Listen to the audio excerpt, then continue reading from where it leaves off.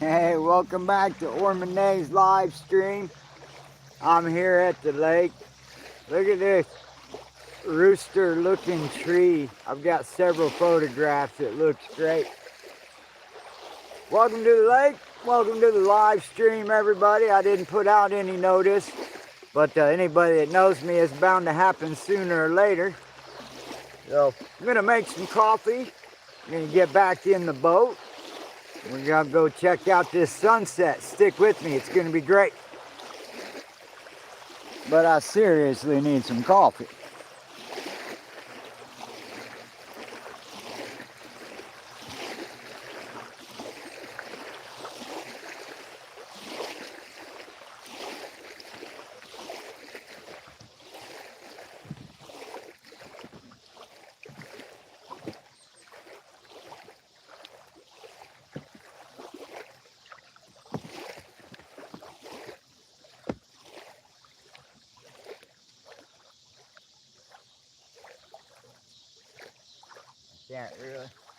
Can't really see if I'm all in the frame or not, but I'll just be coming in and out here.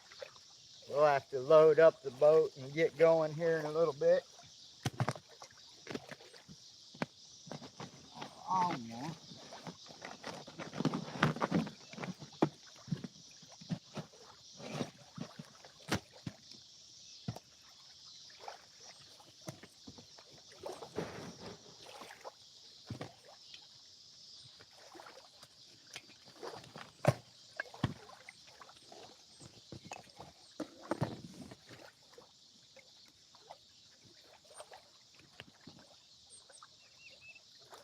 Always covering my nozzle so I don't accidentally cross thread anything.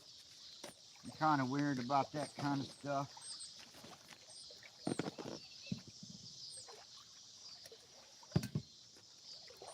Oh. This is the other good use that I really like using the turtle for. It makes a really nice table, and you know, even when I'm out on the water, it's nice and stable, and I can still warm up food and coffee on it when I'm out in the deep water. I don't like to do that. It's not really safety conscious, but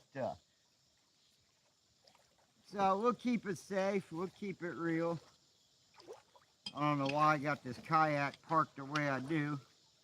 Kind of a bad place for a kayak parking with in between, but the wind is coming from that way, so I ain't blocking any wind. It's not helping with that.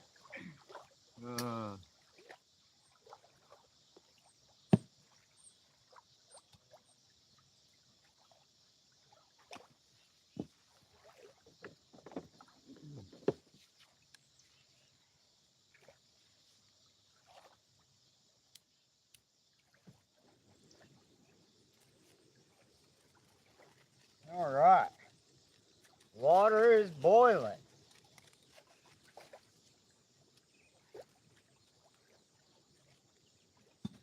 Whoa.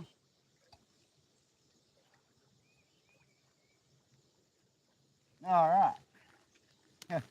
So what I do, I've got other coffee in different containers, but I always make 1 cup of coffee and the sugar for it, and I put that in my cup with my stove and my aluminum foil lids and a spoon. And then, because I've only really eaten bananas so far, now I have a trash bag to put my cigarette butts in. So we'll throw this to the side.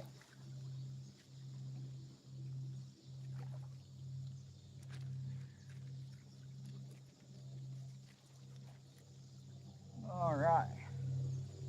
And we'll wait for that. So I don't know how bad the sunlight is. Let me take a look. I guess it's a halfway decent view. Hello, anybody there? I wonder how the signal is.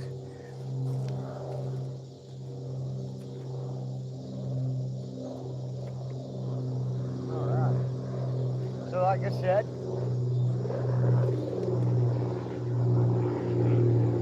old school airplane going overhead.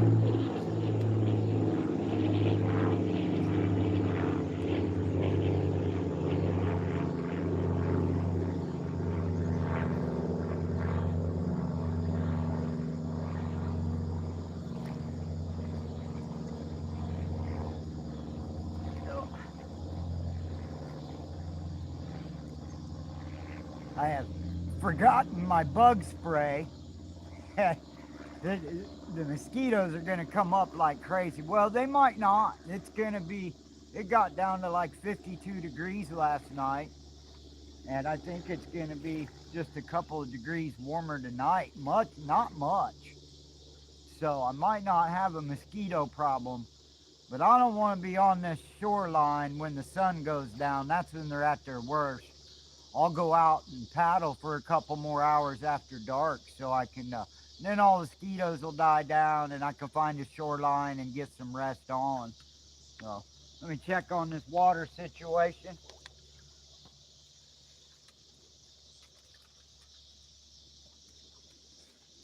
Ooh, that's almost done already. I'm just going to let that get just a little bit hotter so it don't cool off too fast.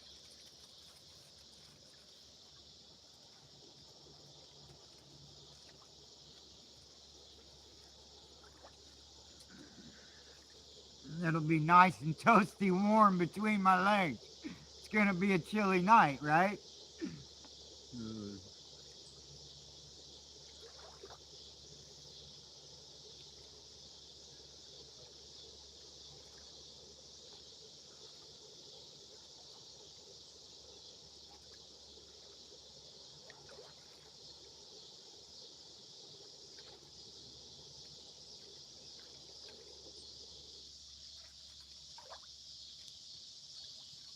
Yeah, don't get it twisted, folks. I'm not out here rubbing sticks together.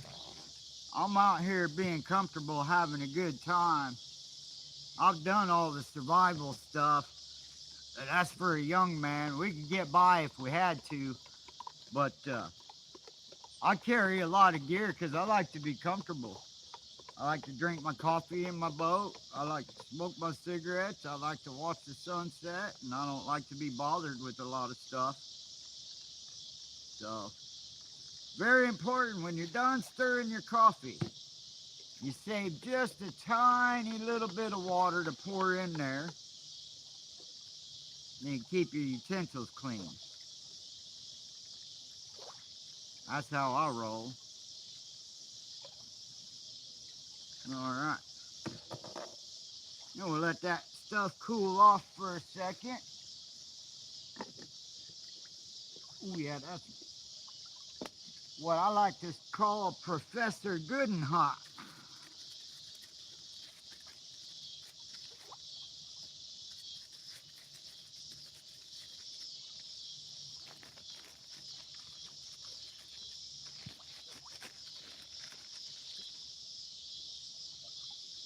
And these things take a second or two. Don't be in too big of a hurry to take them off like I do. I'm always worried about melting my boat. They'll stay pretty warm for a minute. We'll deal with that in a second.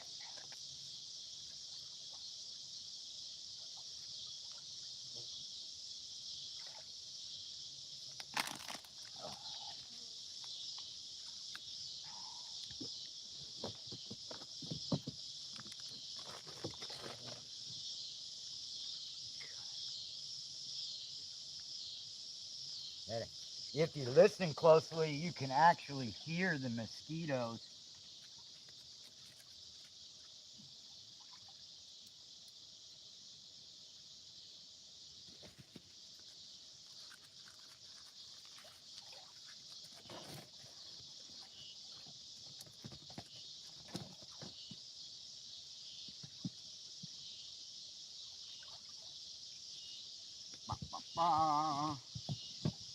We're so close. I don't know how I got that all turned around and twisted inside there. Try that again. So like I said, I like to pad that.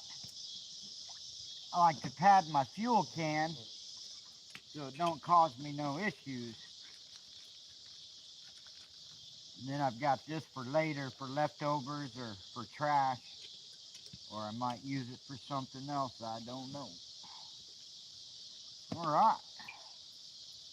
That's that easy.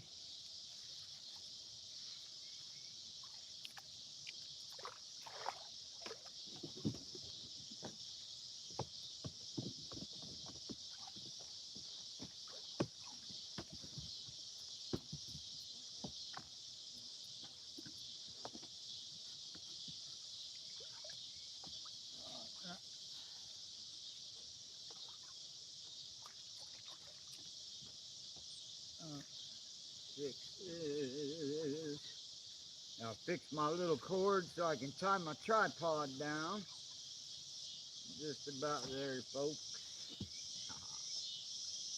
All right.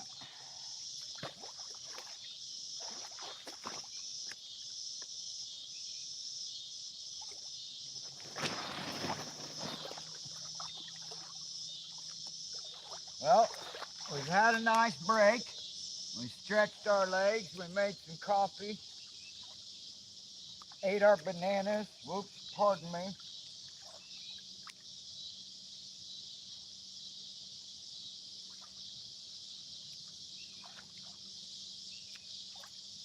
Now we're going to back away from this shoreline because, like they always say, when in doubt, paddle out. Oh, look at that wrecked out hair. About time to shave my head again. It's looking crazy after wearing these hats a bunch lately. All right, guys. Don't freak out on the motion sickness. We're going to get you loaded into the kayak here. Look at this rooster. Isn't that cool? I got some great pictures of it. But I'm going to maybe start quieting my voice down a little bit, seeing as how nobody's here. But I'm going to stick this into the...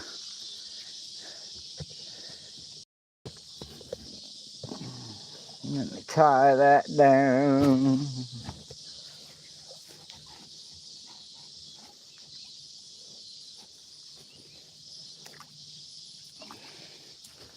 No, that camera movement will end real soon, I promise.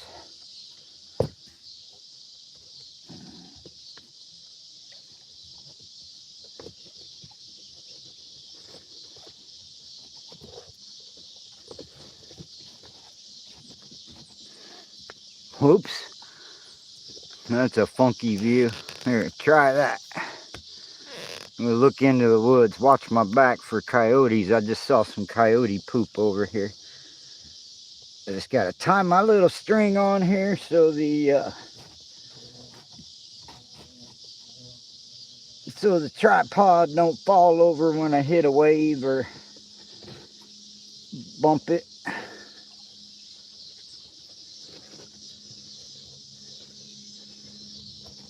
Alright. Cool.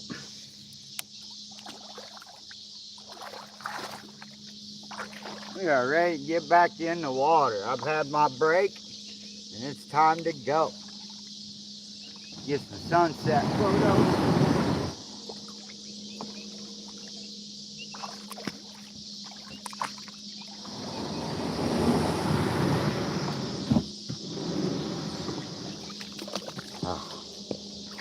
All right.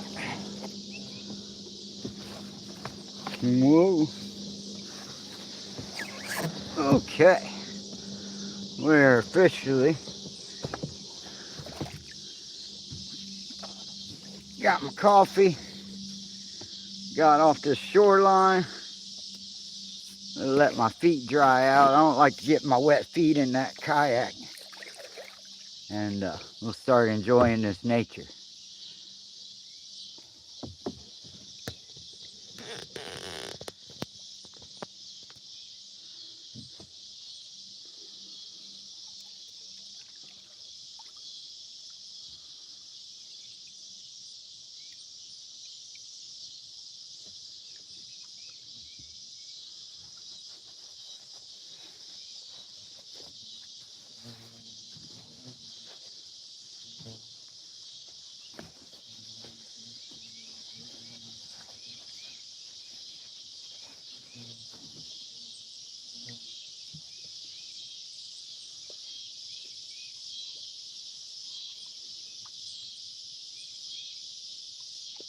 Hey, welcome to Ormonay's Sunset live stream.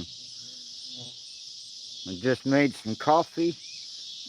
Getting ready to head out to open water. We'll get a better view of this sunset pretty soon.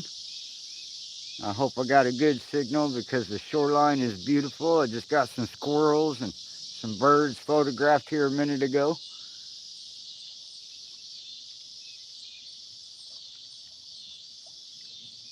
We're enjoying the calm, high pressure system.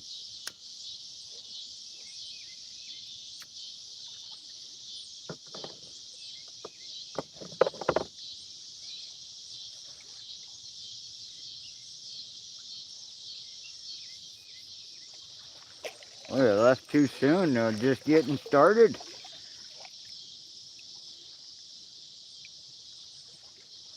There's a crane over there at the end of the cove.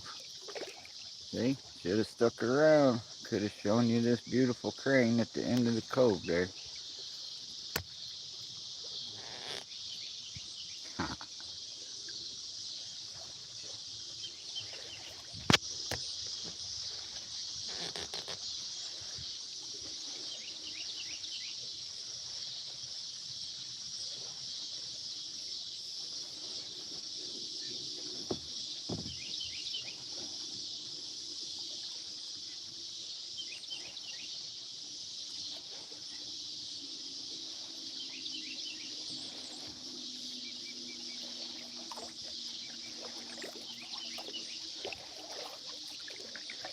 This is definitely not a channel if you get seasick easy. I'm always streaming live from the kayak. Live from the kayak.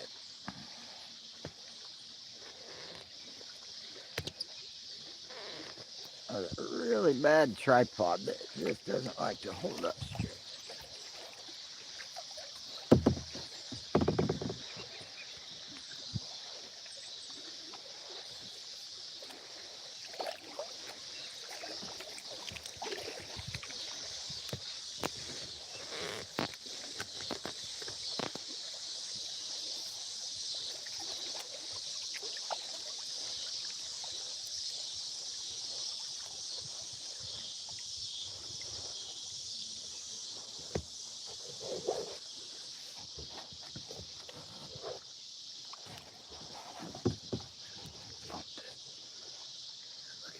Oh, she just went around the corner. She went around the corner. She's gonna keep running from us no matter what we do.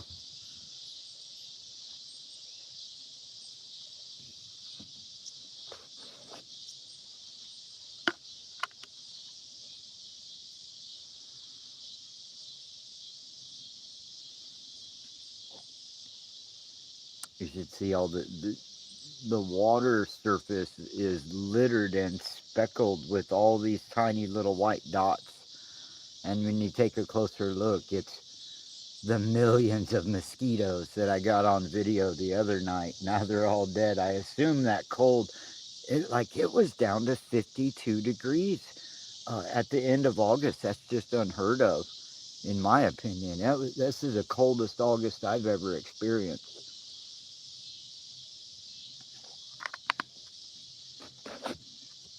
Sun popping through the trees. I'm going to spin you around. I hope you don't get seasick.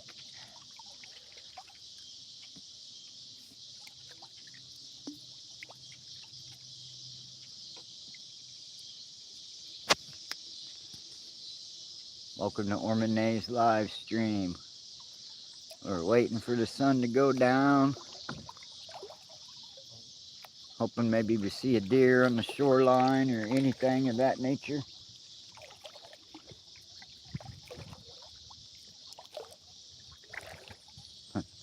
Look at this tree, how it just looks like a big rooster.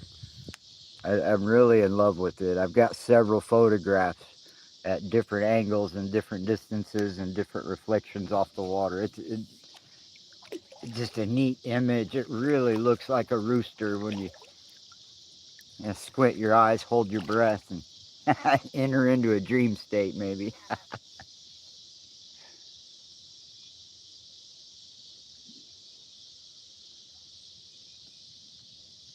So there should be a crane right around this corner.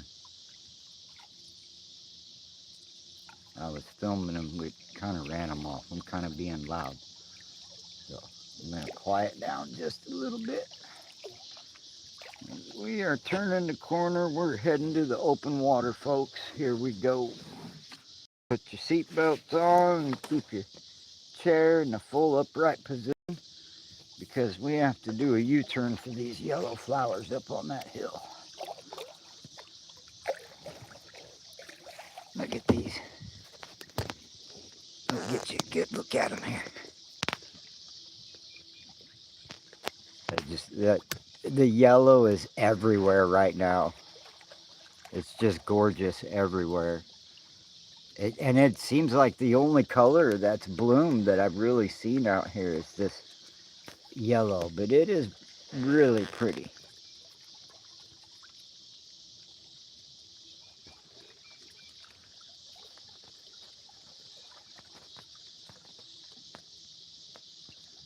I'm just sitting a few feet off the shore.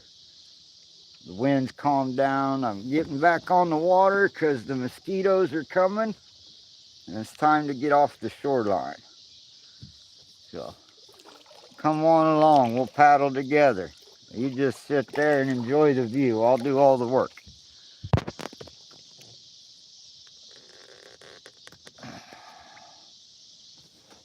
Oh, there's a boat right around the corner. They probably think I'm talking to myself.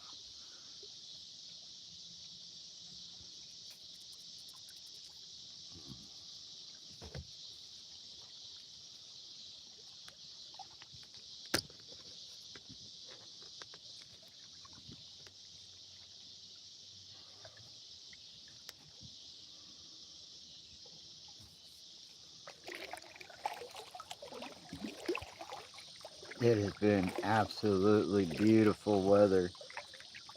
I didn't even break a sweat today in the heat of the day. I started to get just a little bit warm. I've never been able to get outside this much in the month of August. It's really unusual for me.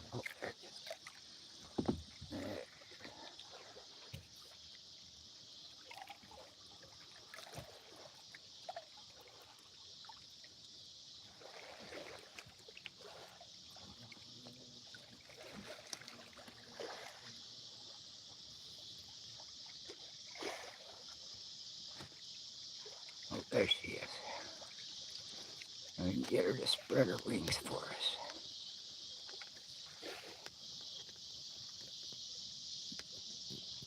Let me adjust the camera real quick. She's gonna fly off. I don't want to be zoomed in too far.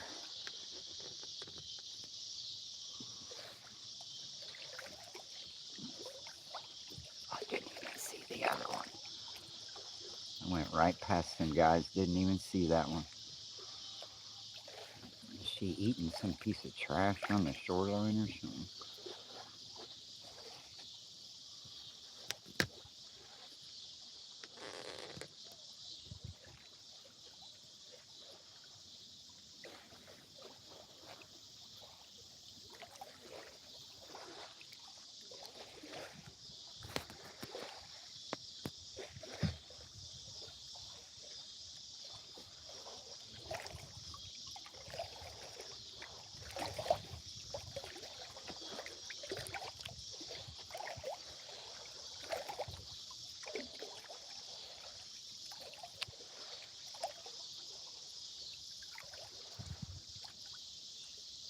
Can't believe she's letting me get this close. Must be injured, doesn't want to fly. I'm not gonna bear down on her. That's usually a sign that they're having some kind of an issue when they don't buck up and fly off. But we'll spin it back around because the other one just landed. They'll be right here both together in a second. Get a good perspective here. Oh, it's so dark right there.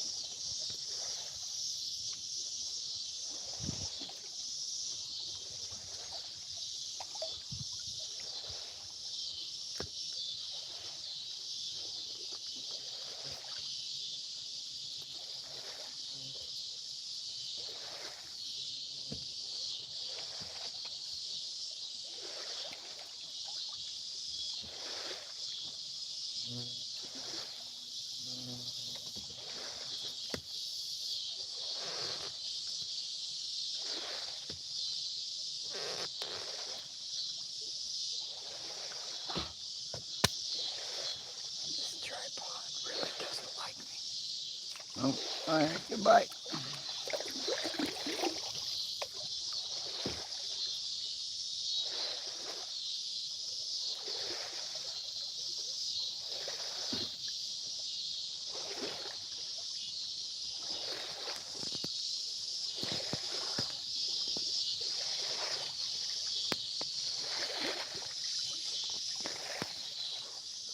Hey, welcome back to Ormanay's paddling live stream. Trying to get this camera set. Alright, let's get back out here. We're ready to attack this sunset.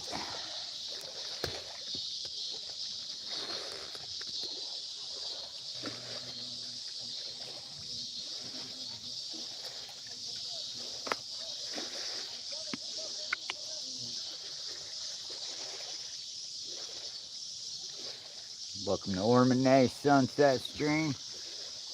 Hopefully I got a good signal. I'm heading out to open water because, you know, when in doubt, paddle out, right?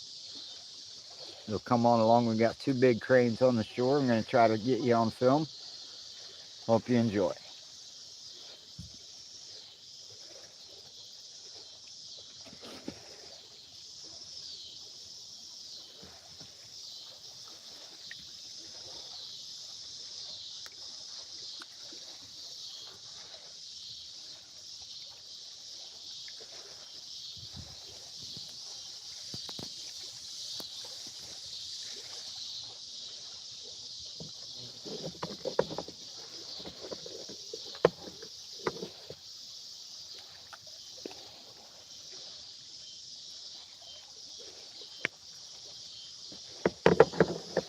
We out here on the big water with the big boat. There's somebody in the boat right there.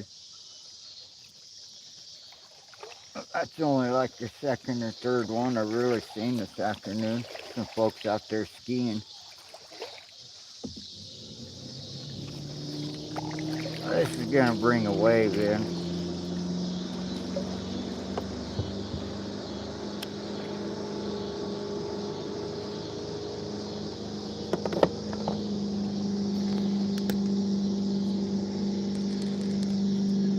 And we'll probably go on out there to meet with that wave because that's gonna be a big wave and I'm really close to shore. So I want to avoid the revert, so we're gonna stop filming those cranes for a minute. I'll get out here to deeper water because here comes a big wave. We'll just ride this out.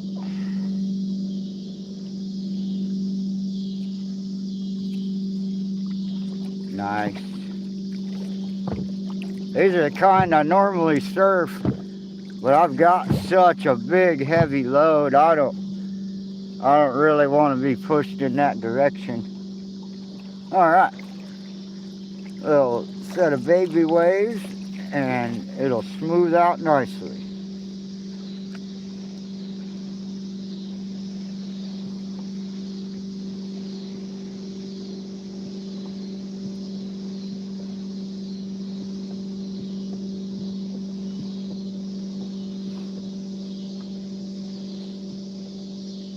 See?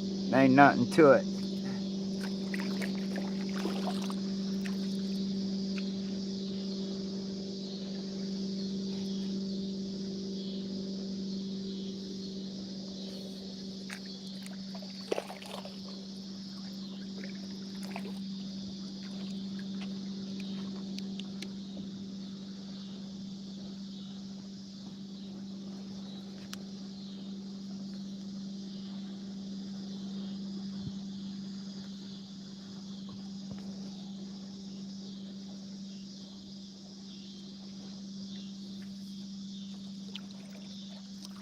Alright, we'll leave old girl alone. She don't want to fly off and I don't want to make her. I normally don't do that. I usually just keep on keeping on. It might be a little early to turn and face the sunset, but we've got some shady spots up here we'll hit. I'll turn that camera towards the shoreline, take some of the edge off of the glare. I don't know if that helps. a total glare to me, and I can't even see the screen. I've got it really looking. We'll let this ride out for a minute. I hope y'all enjoy the sunset paddle.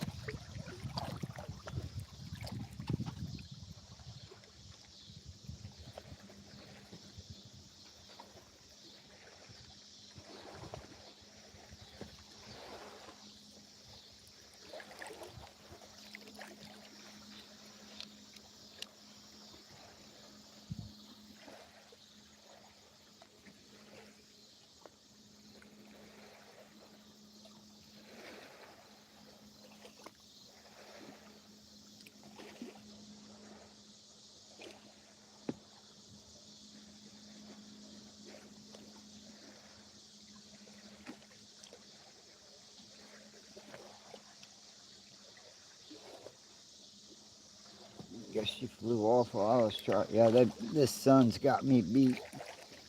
I can't really see what's going on. It is a beautiful evening. There's the other side of the lake.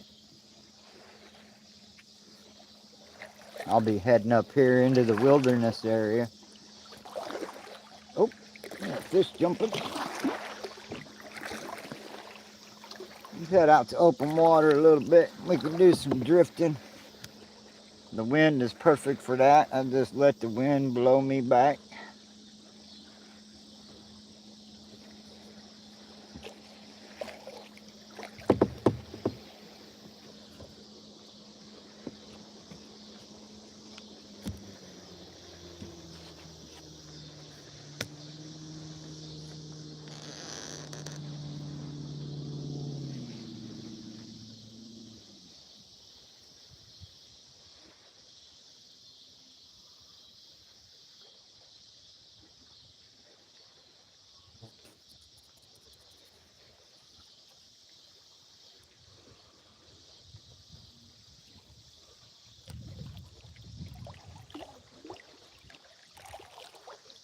Get out of here in the deeper water. I'm going to drift in towards that cove and we'll swing around in there and see if we don't see a deer. And then I'll come back out here as the sun gets lower and lower.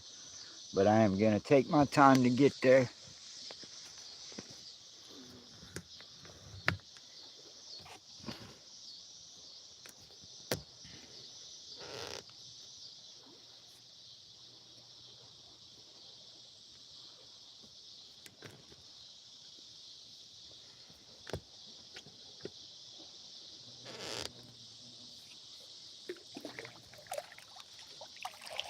Get my back to this sun here.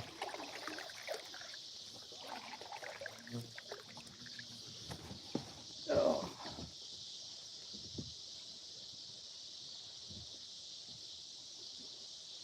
So back that way behind me is the wilderness area. I will lose a signal here soon. Well, not soon, but in several hours when I get back there. And then that way in front of me, that's the dam out there. It's about as close to that road as I really want to get, being out here by myself. I originally was planning on camping right there on that dam. There's a really nice, it's a really nice beach right there, but I've made my way all the way down here all afternoon, and I've passed up so many beautiful beaches. I'm not missing out on anything. So we're going to drift for a second. I'm going to turn around. We're going to run back into this cove, and I'm going to turn the camera around, and maybe we'll have a chance to see something over the next 20 minutes, half hour or so.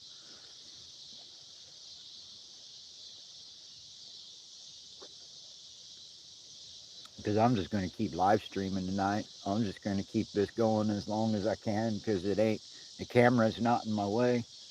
Y'all can see how I really live. I'm kind of I don't know, a gnome or something. Oh my goodness. But I was getting needed some coffee headache. All right, let's head back into here. Sun's still a little high. We'll be coming back to that in just a minute. Oops, I didn't do it, did it? Okay. There we go.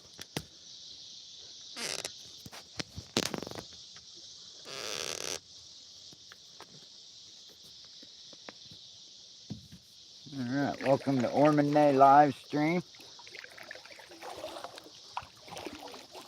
Literally just traveling in this direction so as to not stare into the sun, waiting for the sun to set. I think it'll be a pretty one tonight. I'm glad you're here. Hopefully you'll hit like and subscribe and check out my channel. There's all kinds of good wildlife to look at.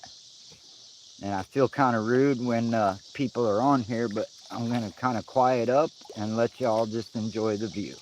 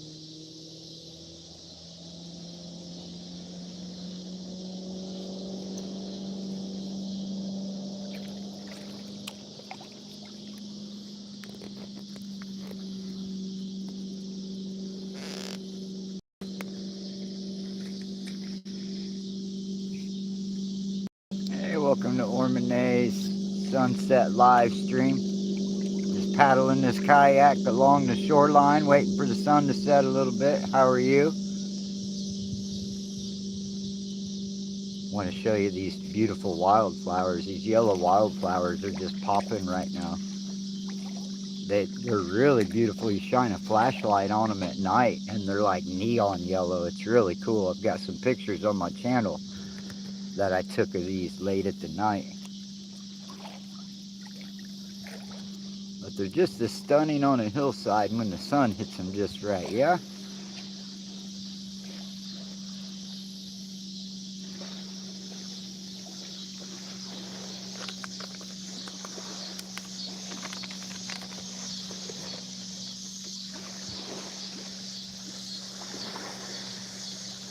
All right.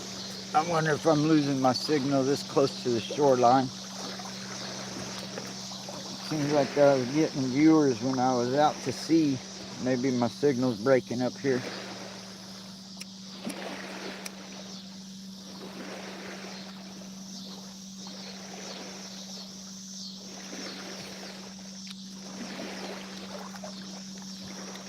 But I am about to head out into a really big wide open area. I should have a good signal happening.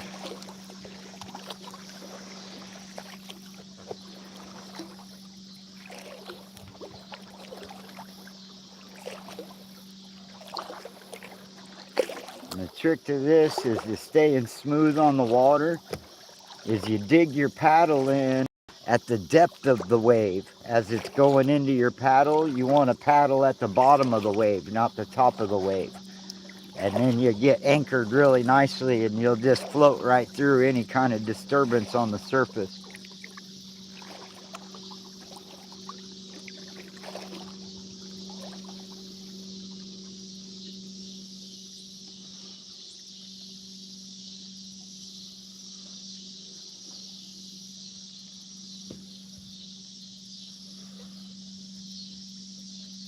I've probably paddled about 15 miles already today. Oh, sorry, I couldn't get the camera turned around in time. Let's stay focused on the shoreline, huh?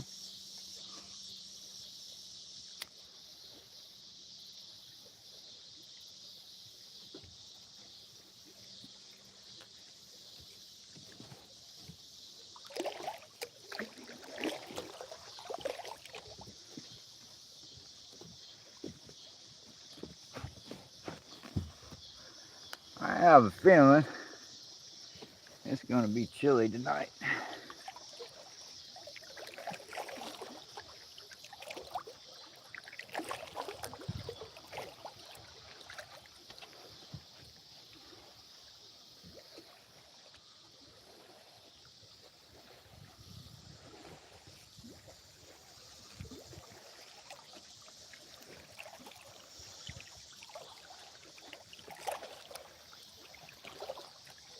Welcome to Ormond Days Sunset live stream. The sunset will be going down and I will be filming it. We'll be out here all night.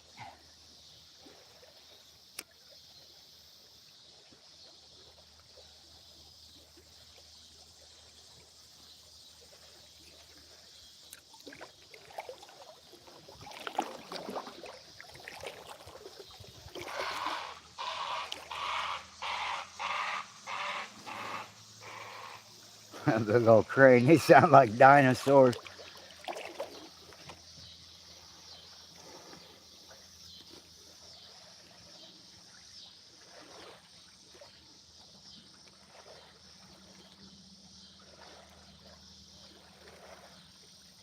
Oh, I didn't see.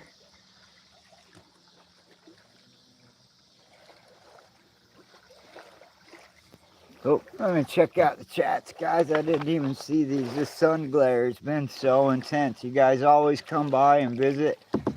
And here I am not even responding to any chats or anything. I apologize. Let me see what everybody's been saying.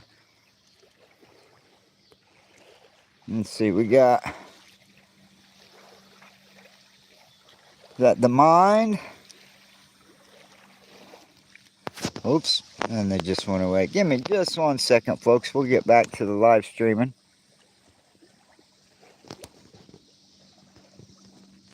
Oh, I'm way down here.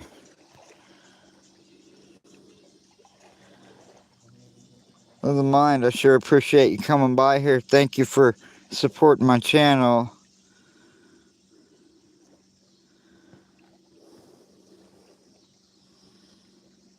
Oh, yeah, I did see all kinds of stuff in the water. I'll be seeing shadows float underneath my boat all the time. And that water bird, yeah, that's a big giant crane. And they primarily hang out in the shallow waters and fish is what they do. I should probably have waited till it was darker to the Thunderbird. That would be really cool. Make you wonder about stuff like that. Alright, let me go back on the tripod here. We'll get your eyes out of the sun for a minute. Take an eyeball break, folks. The sun ain't down that far yet. We just online broadcasting it. Alright, oh, every time I do that, I put it crooked. Alright. Let's head back down this way. Get ourselves out of this direct line of sight with the sun.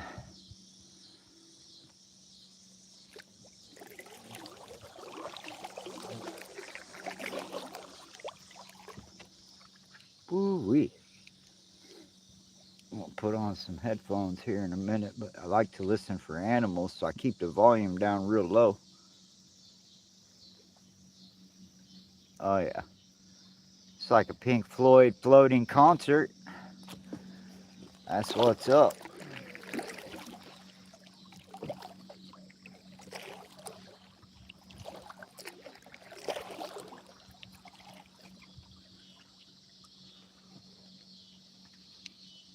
I can't, when I wear these UV glasses, they really do block all the blue light because I cannot even see the phone screen unless I go like this. I'm into the sun. I do all kinds of crazy stuff because here's my reality. Boom. Getting closer. It's going to be a beautiful evening. Stick with me, folks. It's going to be beautiful. In the meantime, look at something ugly and I'll get y'all pointed at this shoreline. We're going to sneak our way back in here. Probably a bunch of birds at the back of this cove. All right. Project going into the cove and starts now.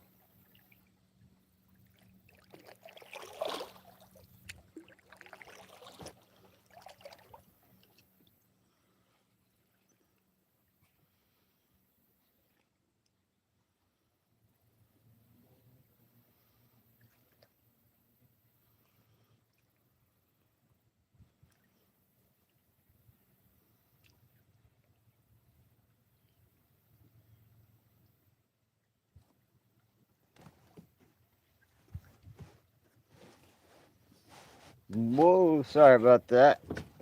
My feet moving the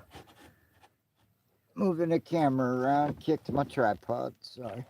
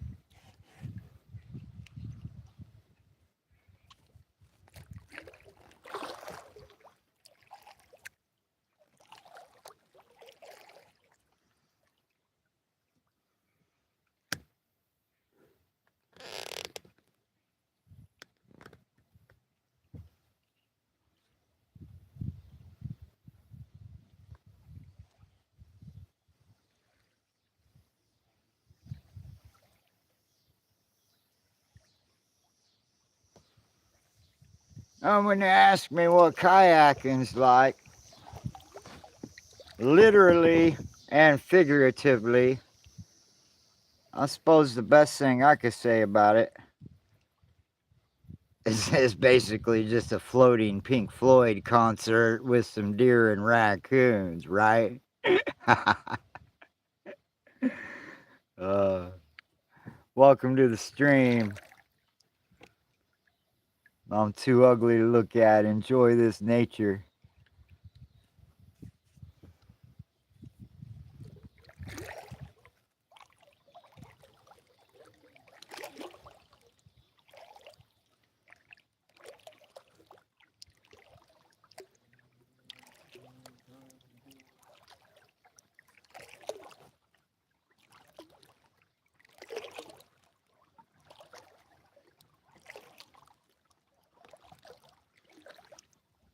Oh, I hit a stump. It's a lot of dead wood and stump just underneath the water surface. Pretty easy to bump into.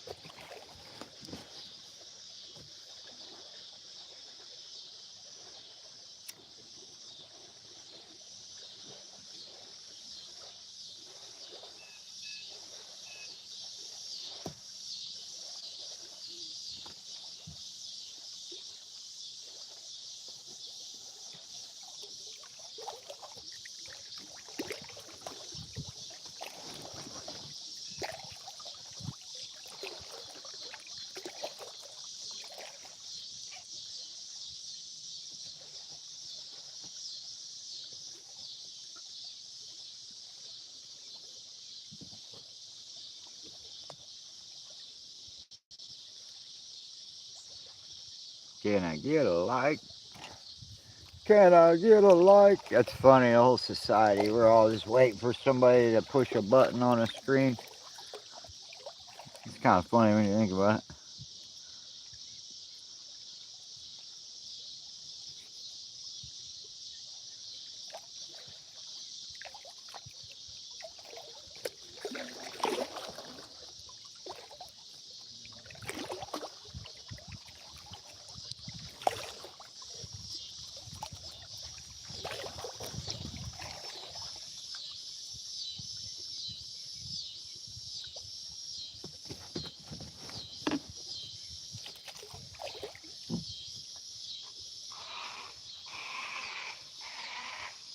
There she goes.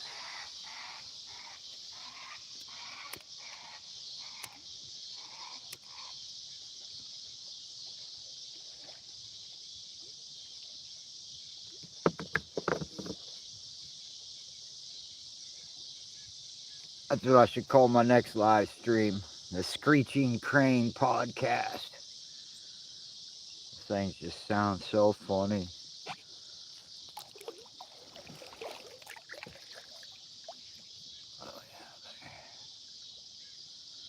Oh, it's just a piece of a log. Sometimes the right shape of something will make me think I'm looking at a rare animal. You know, bird. I thought it was a loon, which there aren't any loons in this lake, or diving ducks, basically. I haven't seen any here. But that log made me think so for a second.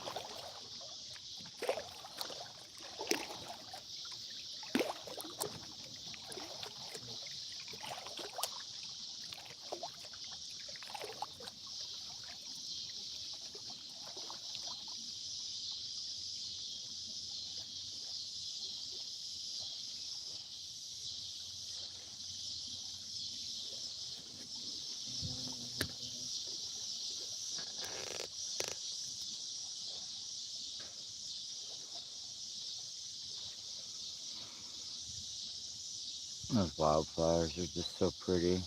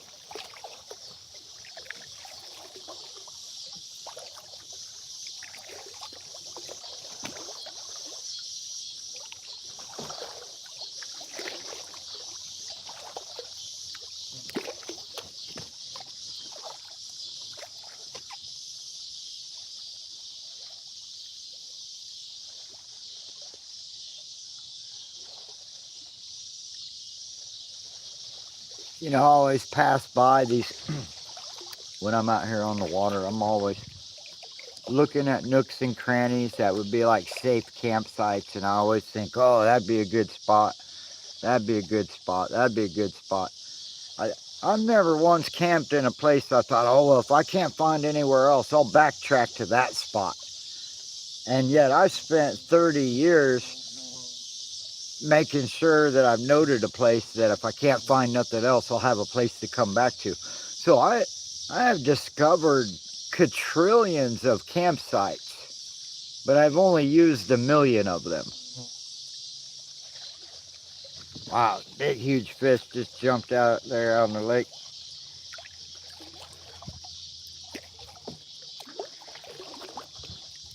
Get back here into this cove.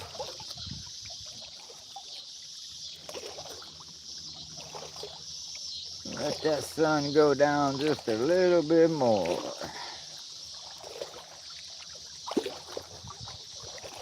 Welcome to the floating Pink Floyd podcast. Put on Dark Side of the Moon, and you'll be living my experience. Got my headphones on listening. I'm going to go back here and take a little short break.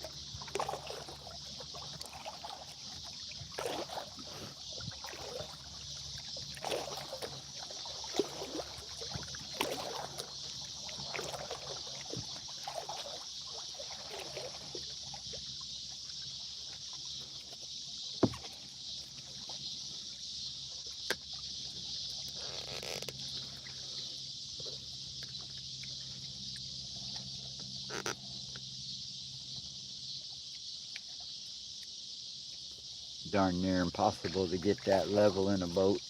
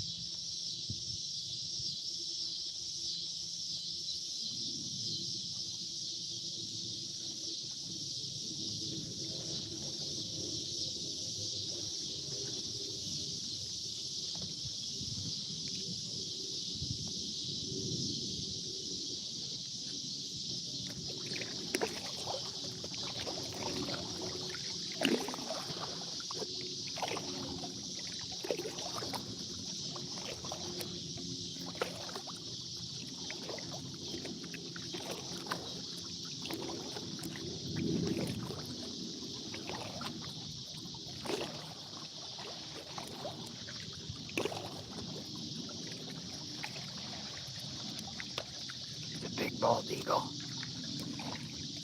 Oh, I hope the camera picks him up.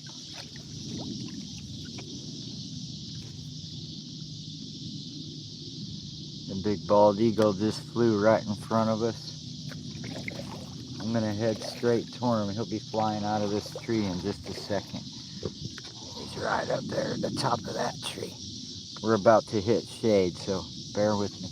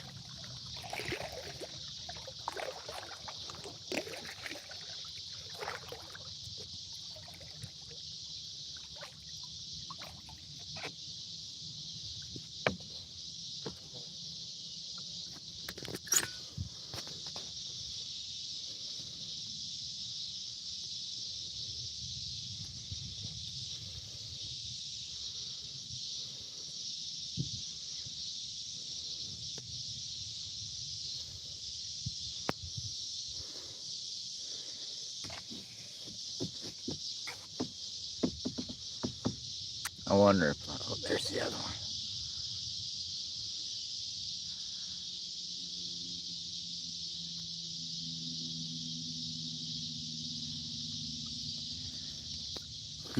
I almost reflexively put my camera down like I was just taking regular video.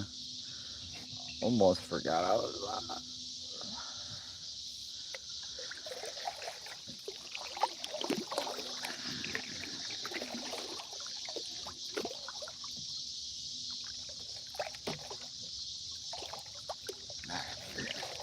Step over here and take a quick break.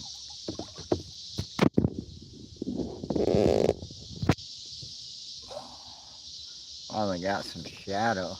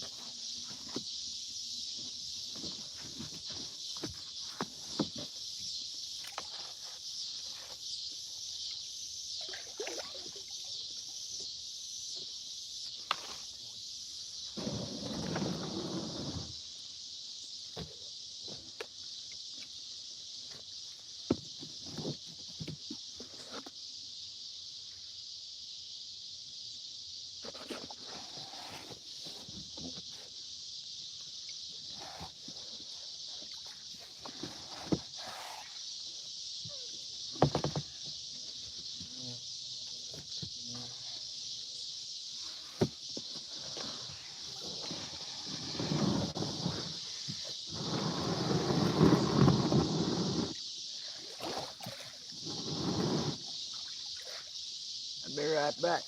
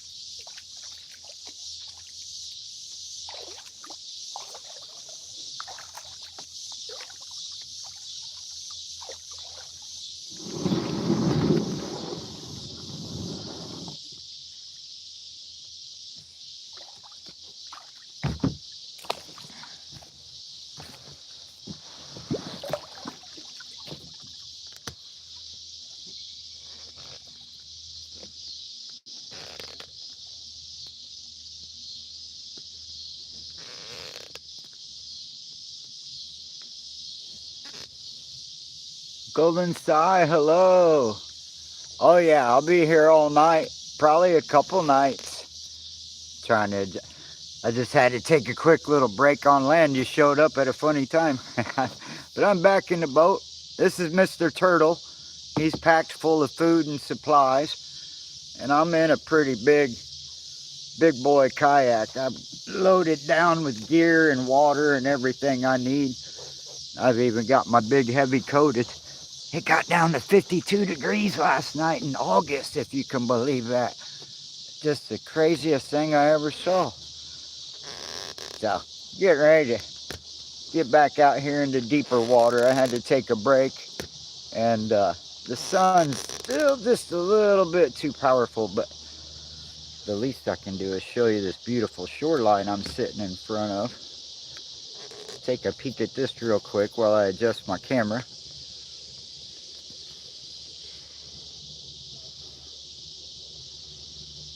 Yeah, unbelievable for August, isn't it? I've never kayaked so much in the month of August than I have ever in my life till this year.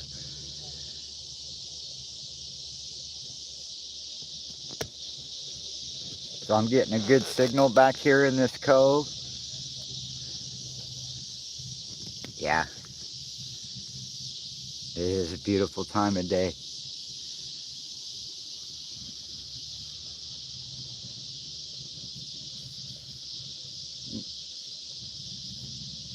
Looks like we've got a wake boat coming across the cove that I'm in front of, so I'm going to reposition myself because I got some big waves coming in.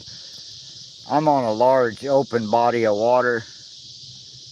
Yeah, I just got, if you were watching a couple minutes ago, there was I just scared off some bald eagles while I was coming back in here. And I'm trying frantically to see who else is saying hello. Who else is that on here? Oh, my eyes just don't work, folks. Oh, is that Anorexic? Anorexic and Golden Sai. Both of you guys are here. Thank you so much. I'm still trying to figure out how to use this tripod properly. That probably looks crooked too. But we got a couple little waves rolling in here. And I don't know why this camera won't level off. And I know it's because I'm in a boat, but here, check out these waves coming. I'm in a cove where there's a bunch of log stumps. I don't want to get high centered on one and I'll be stuck on it.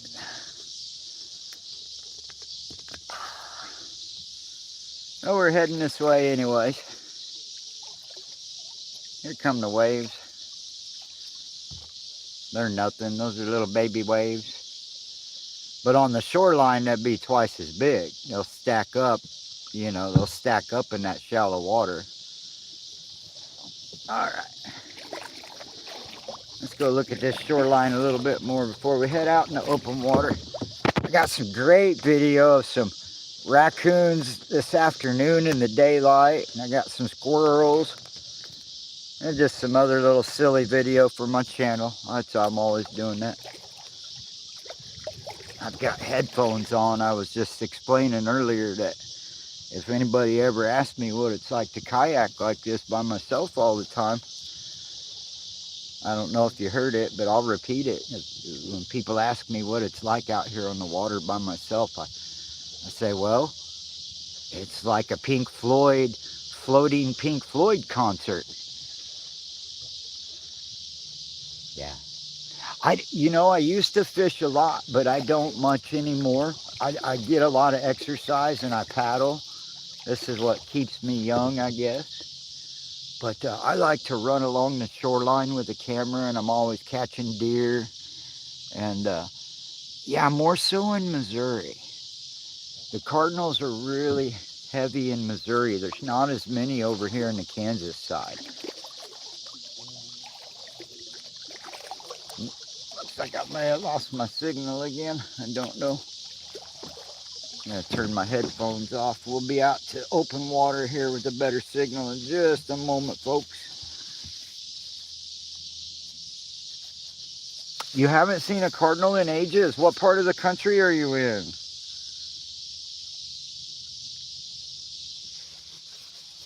Because I see lots of them. Well, and I'll say this. Last year, I saw a lot of them. California, yeah.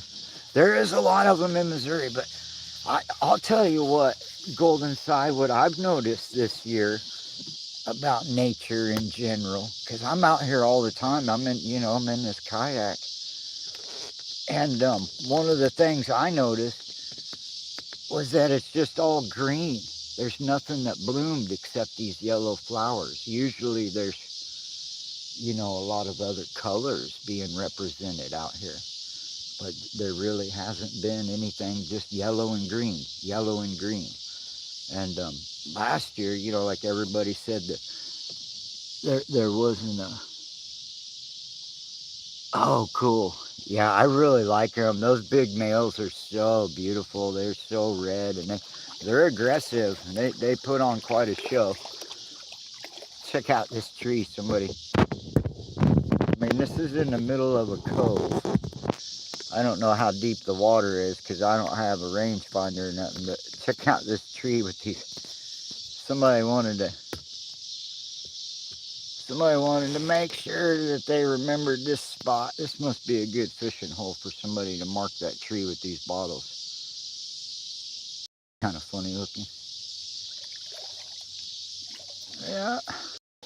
Don't tell nobody where my secret spot is, but James, they're preparing for prepping the fire at Green. Wait a second, another fire. I just got some footage of a plume of smoke off in the distance here. And check the live chat again. Oh yeah, I wonder about that. I really do. About all that being on purpose. You know, they caught all those people doing crazy stuff last year. You know, that was all supposed to be wildfires. It sure seems like a lot of felons running around with torches. I don't know how that's natural, but, you know. We'll get the direct sun out of our faces here in just a second. Bear with me. There we go. I can stop staring at that sun for just a second. We'll be in shade real quick. I have an eye disease called keratoconus, and so my light doesn't reflect back out of my eyes. It all gathers in the back of my eyes, and you know, to not have my hat on and not have my glasses on is silly. I see better at night. You know, I'm disabled from it, and that's, you know, that's okay. I've lost my driver's license because of this weird disease, but it makes my corneas into witches' hats. So my eyeballs aren't round. They're like shaped like witches' hats. And so this bright light, you know, I'll pay for it later on this evening. I'll have a heavy headache, but I've spent 20 years photographing sunsets and all kinds of nature video. I take after my dad, so that's why I look like this, you know, all taser face from staring into the sun for 20 years out here on the water. But not a whole lot else I want to do hobby-wise. This is the only place I truly get left all alone, you know. All right, let's turn you back around. We're out of that intense sun.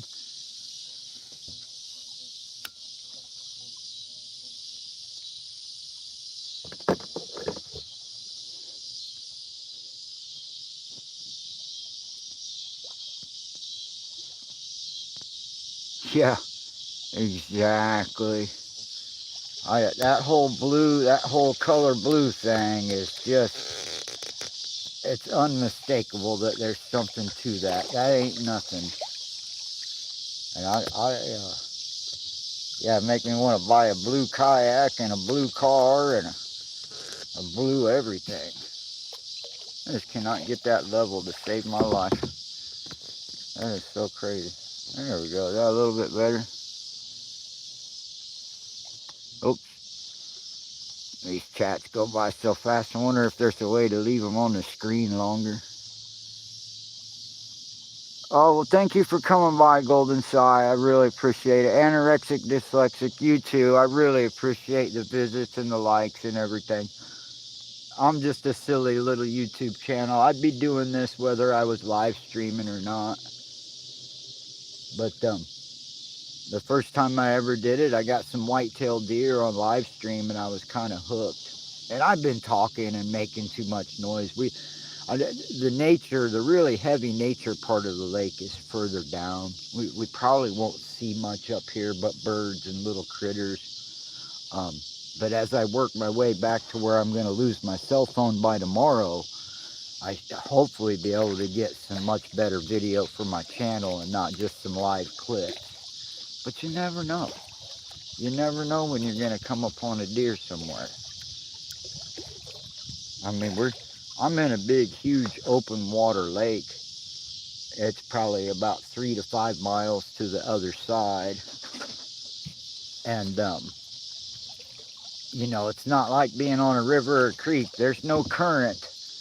I pay for every inch of forward progress with this paddle in my whole body. But I like being out here on the big open water like this. And I like going up creeks and stuff too. But I really like this open water. And what I'm hoping tonight is we'll get some really nice mirrored glass effects where the water will just be completely still. You know, as if some big giant lady was ironing the surface of the water with an iron. That's my favorite. And then hopefully in the morning I'll be deep enough into the wilderness area by morning where I'll be able to start tracking for some deer and listening and looking for other animals and footprints along the shoreline in the mud. But it's quite a ways back here. It takes almost a full day just to paddle back here. I refuse to have a motorized vehicle of any type. I'm a free man. They don't mess with me. They ignore me. At the worst, they harass me by coming by my boat thinking that the waves are going to bother me. But other than that, I don't get messed with by the water patrol. I camp on the shorelines at night. Sometimes I sleep in the boat, you know, all that. And no, as soon as you put a motor on a vessel, you're under a whole crap load of jurisdictional grievances with the state for every little detail. And that's the distinction. Just like with a bicycle, the kayak is the bicycle of the water. And you can drive it on the roads and be out there with the big boys just as much. But a park ranger ain't worried about you smoking a little weed, paddling a kayak, whereas if you smoking a little weed or drinking some beer in a motorized boat, that's a huge distinction.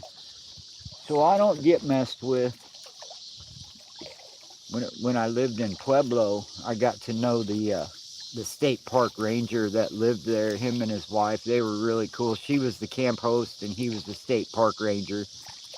He was like an old retired Mexican guy. And you know, in my younger days, I'd get up at like 2 or 3 o'clock in the morning in the summertime and get down to the lake and load everything up, and I'd push off. I'd be the first person out on the water because I wasn't launching a motorized boat. I just had to carry my kayak to the shoreline, so I didn't need the boat ramp. And this old dude, one time, I was about, you know, just alone out in the wilderness, you know, you ain't thinking about nothing, and all of a sudden these bright lights shine on you. And that old man was coming around, and so he gets a call on his radio one day when I'm coming back over to shore and at the campground for the weekend, and he comes down in his patrol car and says, "Oh man, come help me out real quick." I was like, "Oh, what's the matter?" He said, "Man, this lady's dog is running around like crazy, and it's a nice dog, but it thinks everybody's playing a chase game. So there's this big, huge wolfhound running around the campground terrorizing everybody." So here's little stoner me. I'm riding around in a damn cop car at a state park in Colorado, helping this guy round up a dog for this lady, you know. And so I forgot what that was all about. Just telling stories about that guy that used to. You see that on the end of that cove right out there? I don't see that bird or not. Oh, there he goes. I will. Thank you, Golden Sai.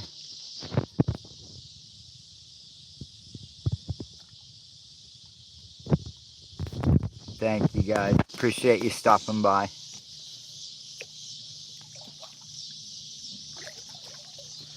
Sun's going down.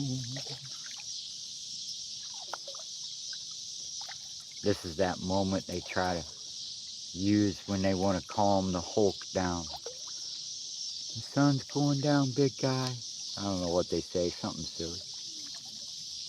But we're about to head into another cove, and I'm going to quiet it down. Maybe we can sneak up on something. So hang tight, cross your fingers. We may run into some nature here on the shoreline. We are coming in nice and hidden.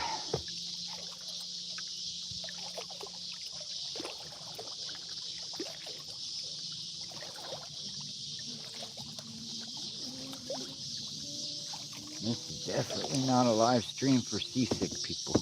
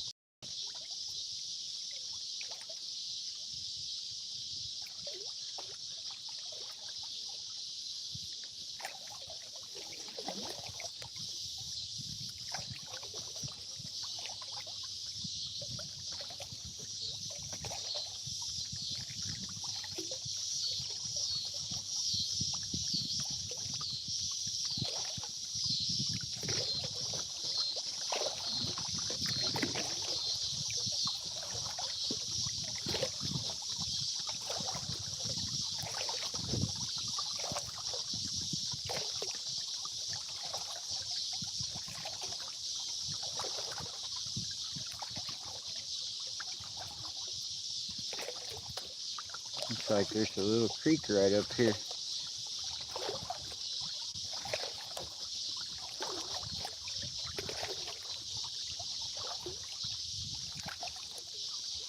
Alright.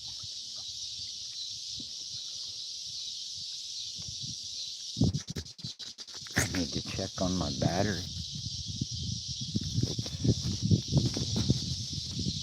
Oh, I'm good. Okay.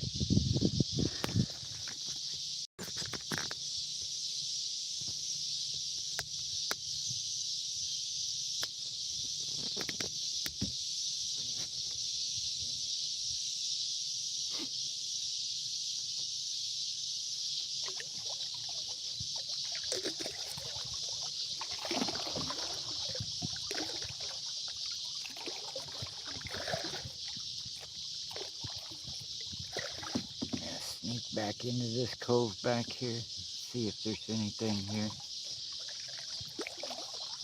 Be very, very quiet. I'm hunting rabbits.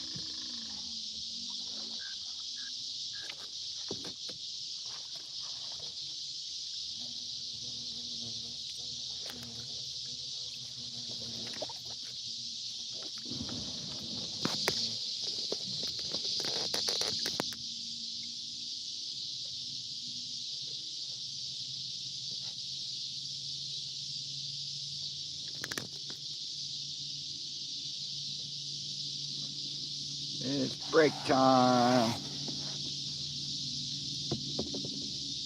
There's no deer down in this cove, we have ascertained. So maybe the deer in the next cove waiting on me, right? Bear with me just one moment.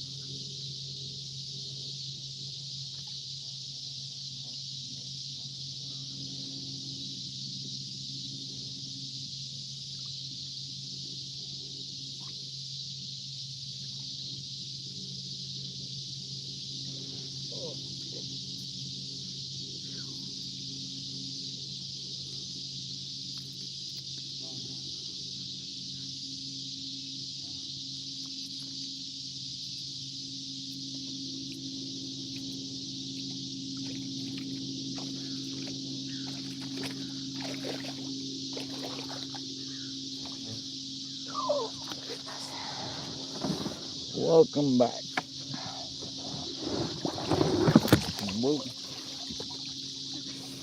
Kayak tricks.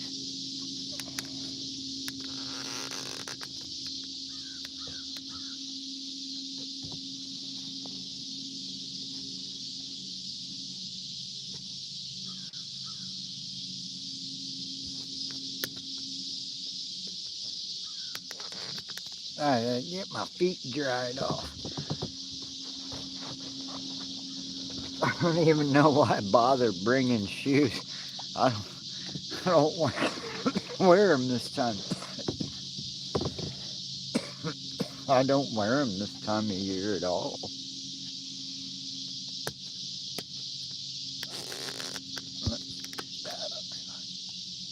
I don't think that's going to be stable, Mabel. Welcome to the constantly adjusting my tripod stream. That's probably more the case at this point, huh?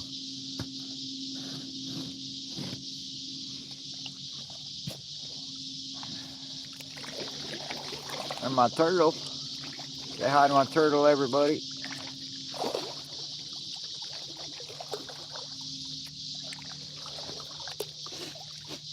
Yeah, we gotta get away from the shoreline. These bugs are already thick. The bugs are already coming.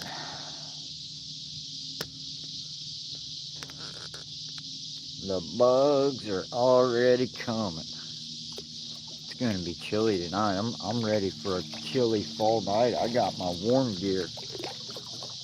I'll be nice and toasty warm in this boat.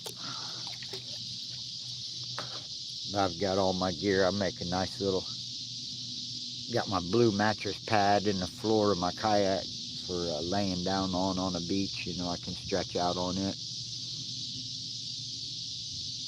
And then if I don't like it, if I can't find a good spot, I can anchor up to the shoreline and just sleep in the boat. Oh. All right, let's get back out here to the Sunset Stream. Hopefully we got a signal. It'll probably take a week for this to process on my phone. For 3 views, 4 views, I don't know. I appreciate you guys all coming. This is definitely something I'd be doing whether I was live streaming it or not. I like to get out in my kayak about as much as I can. As I get older, it gets harder and harder, so when I do it, I go at it harder and harder, I guess you could say. All right, let's get out here to open water. We'll turn this corner. We'll see some better views instead of my ugly butt. I'll be right here.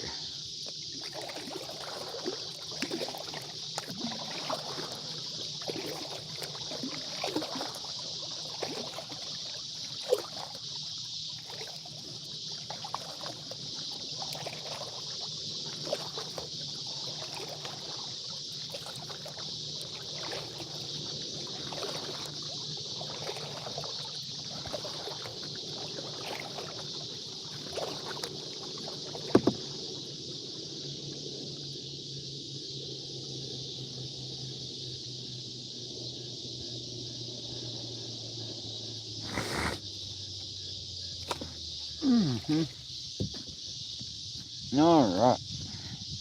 Man, it's almost getting chilly already. I can't believe it. That's right. We're getting ready to turn this corner. It's finally about the right time to go enjoy this sunset proper like.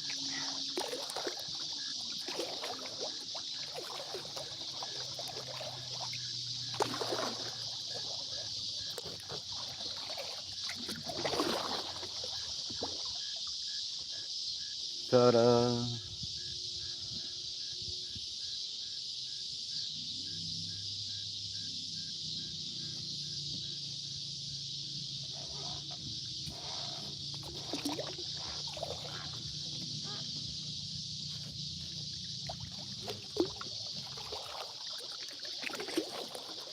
I really don't want to hear your music.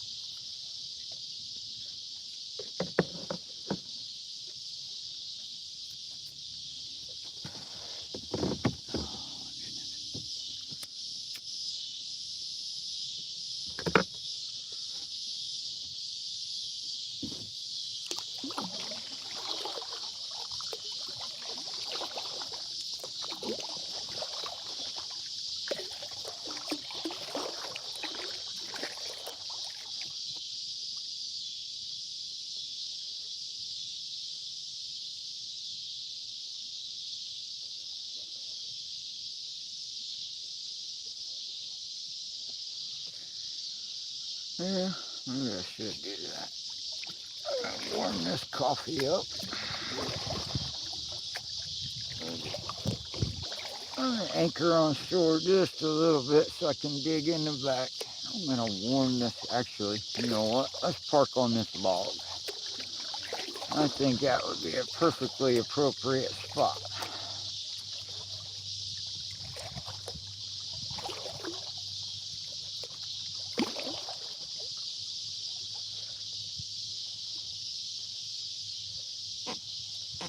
See here, this log just barely sticking out of the water. I'm going to use it to anchor onto for just a moment.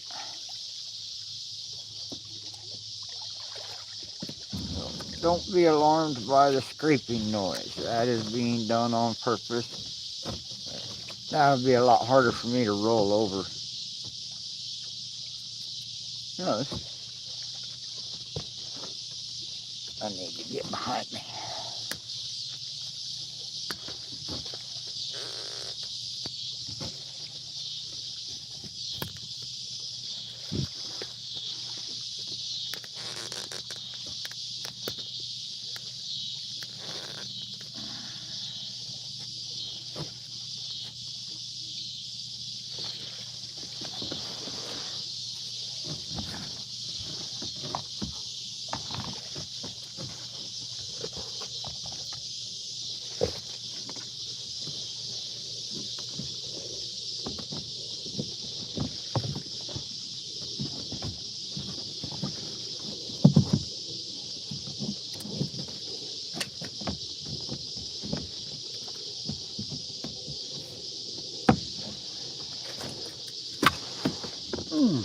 Yeah, put these back.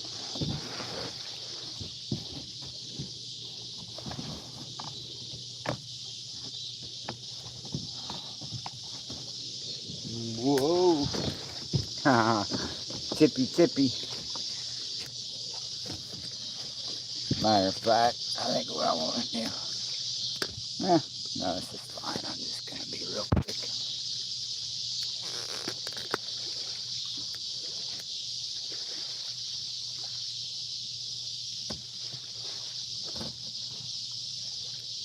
Yeah, I'm going to have to turn around. I can't see what I'm doing. We will be back with that sun in just a moment, folks. I have got to make some better preparation. Get ready to warm my coffee up, and apparently what I'm learning about myself in this live streaming stuff is that I'm a very fidgety person. My tripod's just coming loose, so bear with me 1 second. We'll get back on track here. Well, it just doesn't want to cooperate. All right, there we go.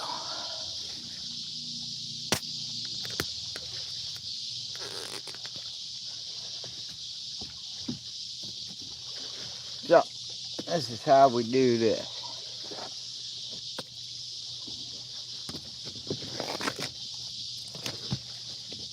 Actually, it's all right here this time. So there's really, I've left behind the places that have a good little beach to park on. So this is the other really nice use of this turtle, because it's really stable, you know, in the way that it floats on the water. And I just really like it. I made this thing about 5 years ago, and it's just styrofoam and waterproof glue. But I've dragged it through the rocks. I call it my turtle. Originally I made it, you know, to bring trash back and to pick up trash on the shoreline in different places and whatnot. But, you know, so when I'm in a pinch, especially like in the wintertime, I won't even bother getting out of the boat, because I'll be all sealed in with all kinds of tarps and jackets, and, you know, it's quite an ordeal. And then you get out of the boat and your temperature drops by 20 degrees because, you know, that's why I don't know why people like those open facing kayaks, because you can't trap the heat in them.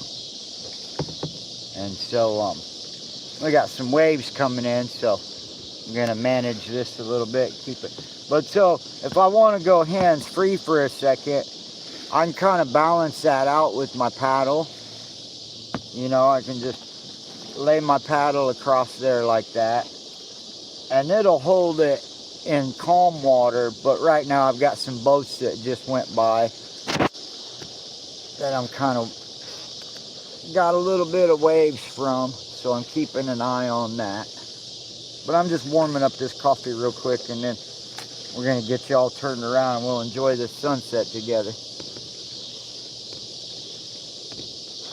Just a quick warm up. And then I'm going to go back to at least one headphone, I think. It's really not much to listen to, you know, on land. If I was hiking, I wouldn't want any headphones on, because I'd be worried about stuff walking around that I might not hear. But out here in the water, there's nothing you can do about it. See, and look, and it can handle the heat of that too. It won't burn through it. It's never given me an issue. So I've been using this turtle thing for quite a while, and it really works out nicely. So, unfortunately, I'm so new and fresh. I just started off on my trip today, so you know, everything's loaded full. It's hard to stash and put stuff away when you're in a state of chaos like I'm currently in. But that will be solved quickly. So, and the other 103 reasons why I like this turtle is that it's so easy to access everything. I don't have to worry about getting back in behind me. You know, when it's back here in underneath my shoes, it's hard to get to, and it's unsafe when you're on the water. You know, that whole kind of thing. Okay. So at any rate,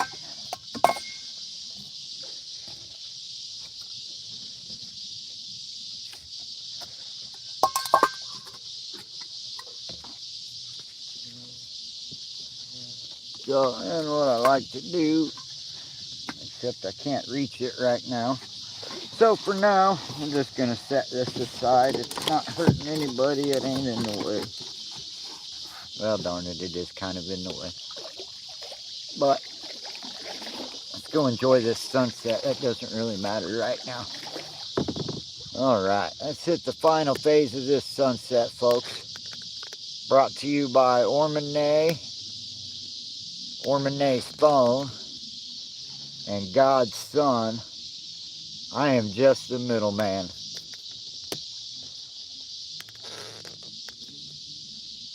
I will do my best to not have a janky sideways image. It is so difficult to get a tripod just right in a kayak, let me tell you. All right, we're happening now. Papow, as promised. Ormonay Sunset Stream.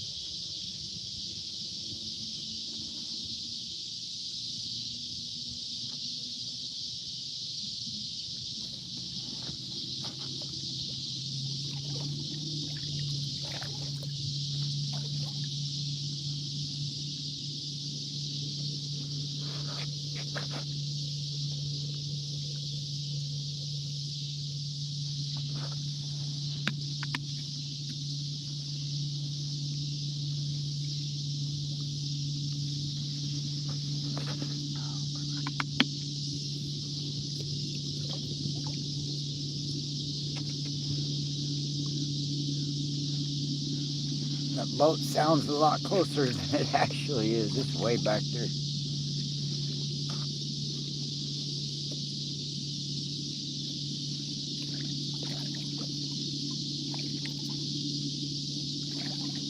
Welcome to the Ormonay Sunset Stream, as promised.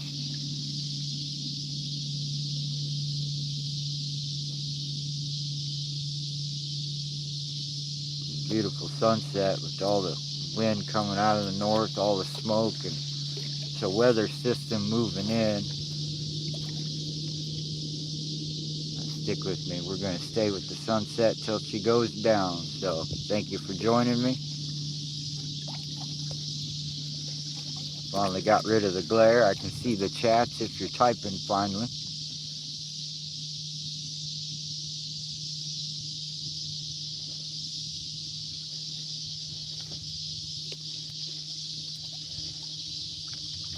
We're just about 40 or 50 feet off the shoreline in a nice safe spot. One of the coolest August evenings I've ever had. Usually this time in August you're begging for the sun to go down. It's been kind of nice and cool for the last hour or so. I can't believe it.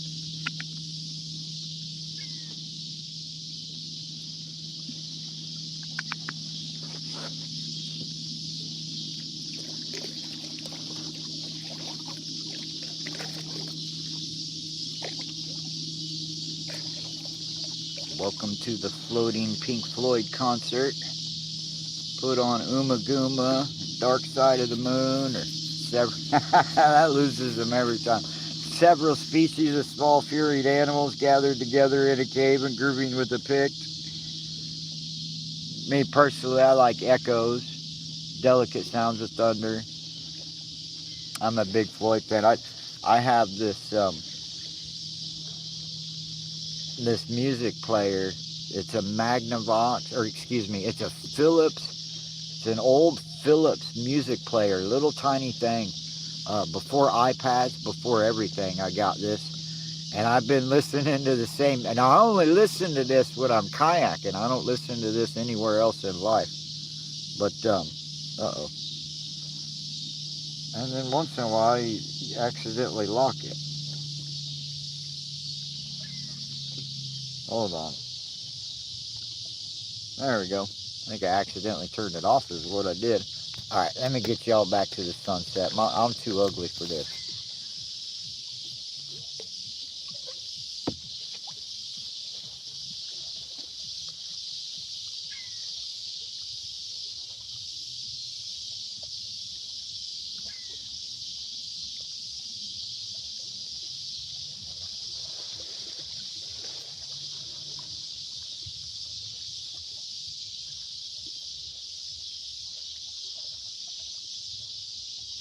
Alright. I got the Pink Floyd hooked up. Got the coffee's warmed up. I hope y'all enjoy the sunset as much as I do.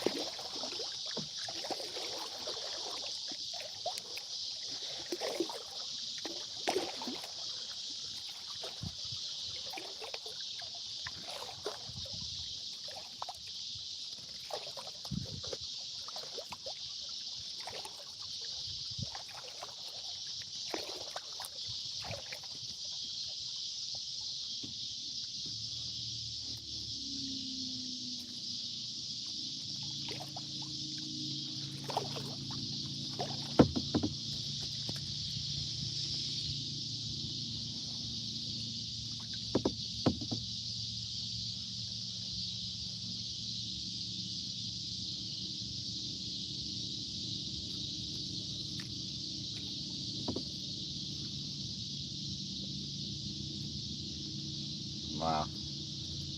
Look at that. That is beautiful. That's really special right there.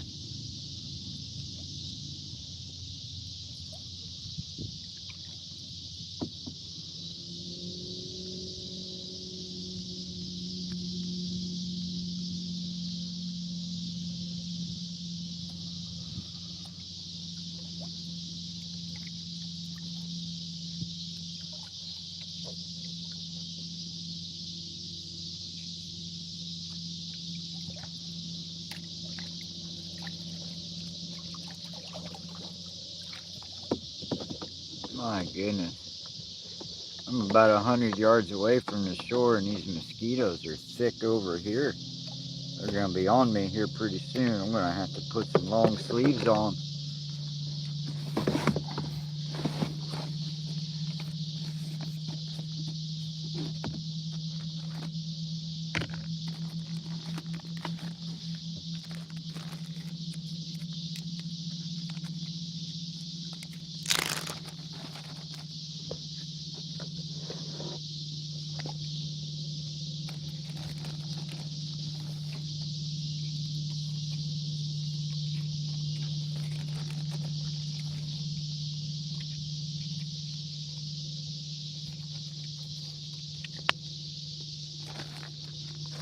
No, got the continental drift.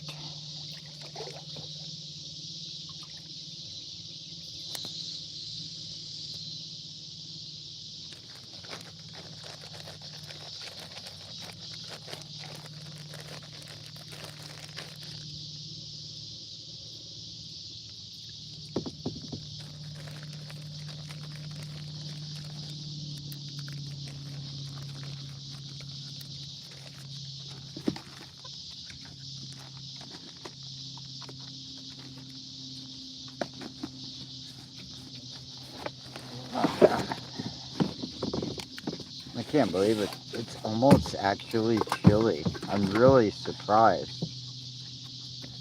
I mean, it's not cold, but for an August day, it's cold.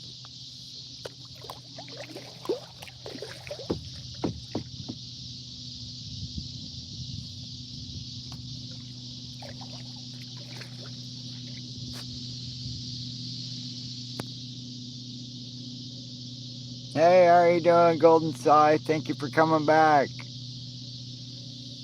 Oh, she said I'll be back. Those are just on a loop.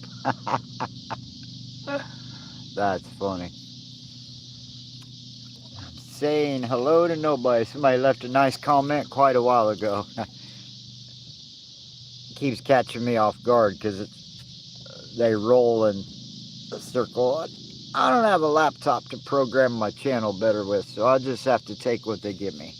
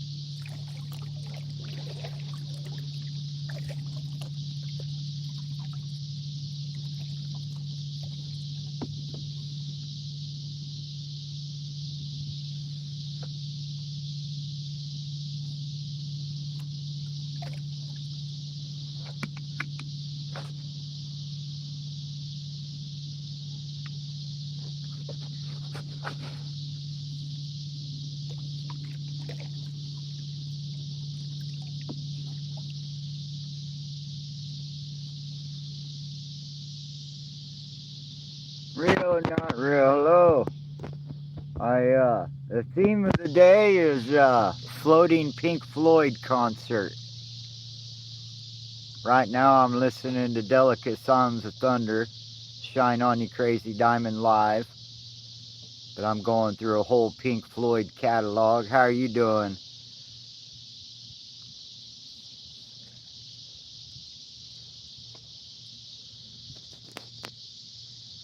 Wow, that's really cool looking. Right on. Good to see you. Wow, that's cool. Yeah, I really enjoyed that talk with what your mom's doing. That's pretty impressive. I spent some time in ministry, settled into work. No, thank you, buddy. Not unless your job is photographing sunsets would I trade anybody for anything right now. I don't care how big your boat is. These are the moments I get out of bed for.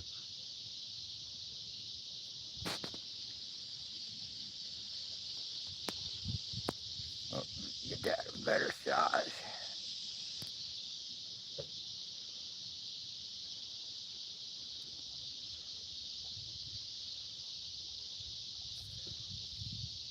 Yeah, I noticed you seem to work nights. What are you, security? Or are you running some computer systems at night? Right on. Your mom is really sweet. Like I said, um, Josh, I spent 3 years in Colorado Springs doing outreach to the homeless. And when I say we did outreach to the homeless, we weren't really messing around. We had a laundry program. We'd go to these meetings that they have in the city, and me and Pastor Don, I had just become disabled, and I went to my pastor and I was like, hey man, I want to do something. I want to serve. I want to help. And he really didn't understand the culture of the street life and the people on drugs and the alcoholics. He was a pig farmer before he became a pastor. And so we just set out. We started making backpacks full of hot dogs, and we'd go hike into the homeless camps. And we just meet people and talk to people and try to give them socks and try to give them rides to job interviews. We just did anything we could to help out. And so we developed a reputation in Colorado Springs as we were a go-to liaison a lot between the police and the homeless community, because they wouldn't run away from us. And so we were working under $1 million grant with a youth organization to get kids off the street. And that was our primary target, but we also worked with adults. And so we ran a laundry program that the city was funding, and then they made homeless camping in Colorado Springs illegal. And they stopped providing quarters. They told us our ministry was illegal now. And it just got really crazy. And so we were going like into the woods. We got a sign that says, the first 10 people to sign up for the laundromat will pick up right here on Wednesday morning. And we show up in the middle of the woods in the church bus in these secret locations near these homeless camps. And we take them to the laundromat, and wouldn't you know it, there was a guy that was a social worker right there in the laundromat, ready to meet your needs, and we had him trapped for 2 hours doing laundry. And so we felt like it was a really good mission, and we spent a lot of time in the community doing that sort of thing, and so I understand that population a lot better than most. Your mom probably would relate to some of the same stories. Signing paperwork. That sounds like some military stuff. But, so I've been in deep with that. And you get deep into people's lives and you realize how real all that stuff is. And, most people, me, myself, and we have a tendency to shy away from the real human trauma and in the depths of it all. And it takes a lot for people to cross over into that service. But I was born that way. Not everybody's born for service. Some people are born to be encouragers. Heck, right now I'm just born to be a photographer.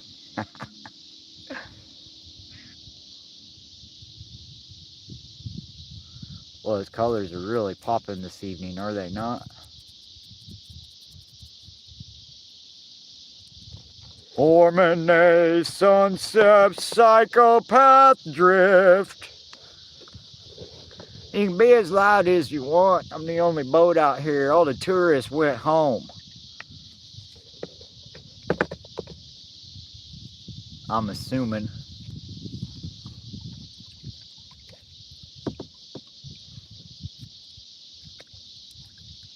Boy, that's really special this evening. You always hope you get a real banger. Sometimes, I primarily plan my trips around high pressure systems when the wind is going to be calm and the weather's going to be stable. But high pressure systems have a tendency to be very cloudless and very non-photographic.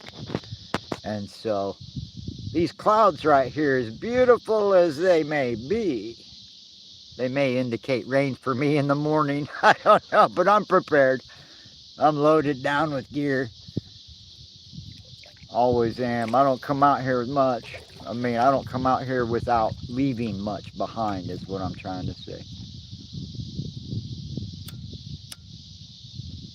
A lot of food, a lot of coffee, and a lot of hand-rolled cigarettes.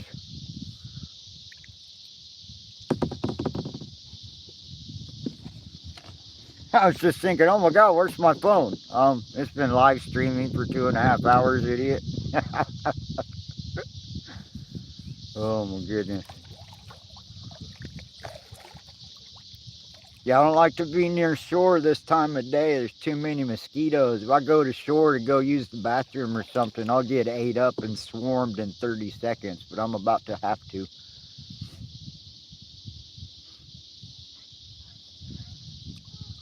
In actuality,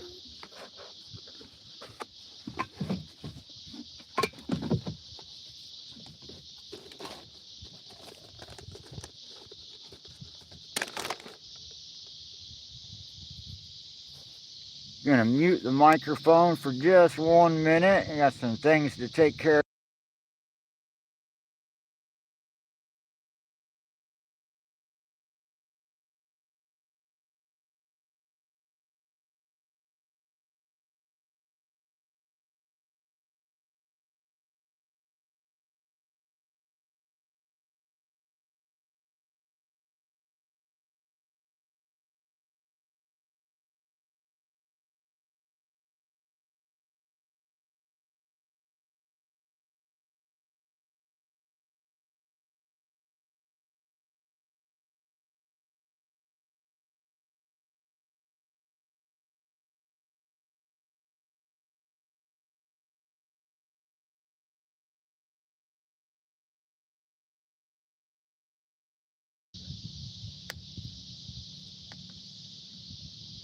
Welcome to the Sunset live stream.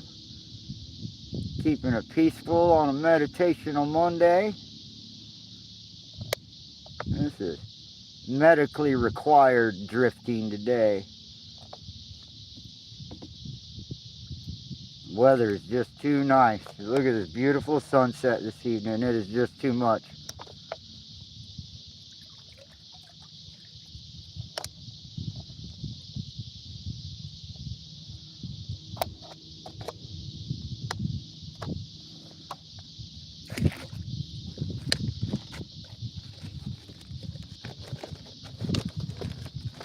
Ignore the man behind the curtain.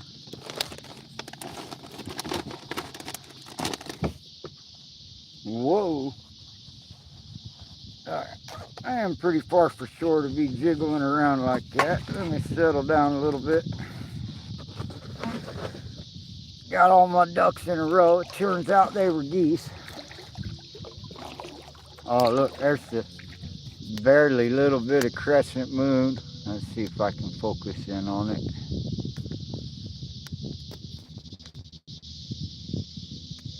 Let's see. I don't think I can. It's too dim.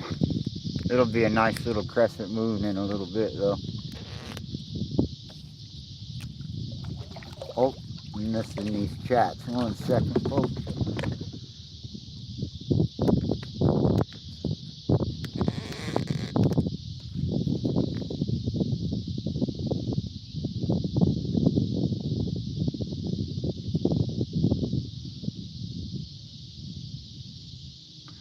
Ah, Dunder Mifflin.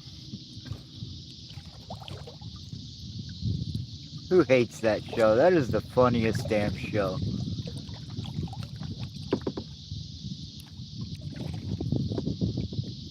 Wow. Kapow. These are the ones you wait all day for. Look at this little strip all lit up over here too.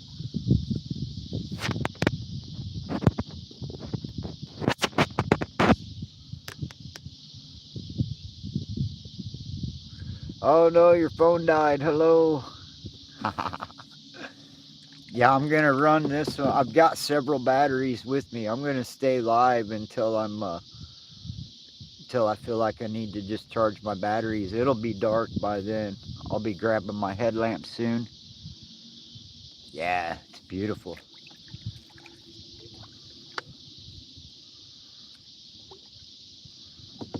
Been chasing yellow all summer. It's been yellow, yellow, yellow. We're chasing yellow again.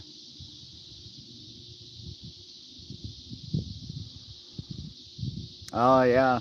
Now I'm looking at that crescent moon right now. The sun done left it behind. It's hanging at about 12 o'clock straight up. I would say it's at its maximum peak of rotation. It's going to start coming down real soon. You know, as if, so like as to say it's noon for the moon. It's too dim to get it on this live stream camera. But it is literally, I don't know if we can see it or not. Yeah, I'm just now picking it up on here. Let's see. Yeah, oh, there he is. There's the crescent moon. So now that y'all know where to look. So that is about, in my opinion, where the apex of the noon, where the sun's at noon. If it's following the same path, I don't know. Yeah, let's go back to the sky. It's about to start to turn gray on us, and we will have missed the moment.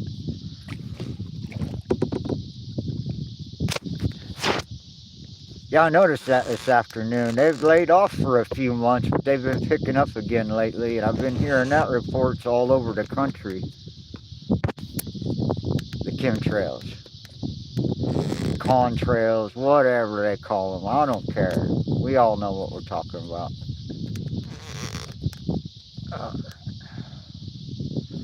Well, that is just wackadoodle looking, isn't it? All right, let's get back here to this.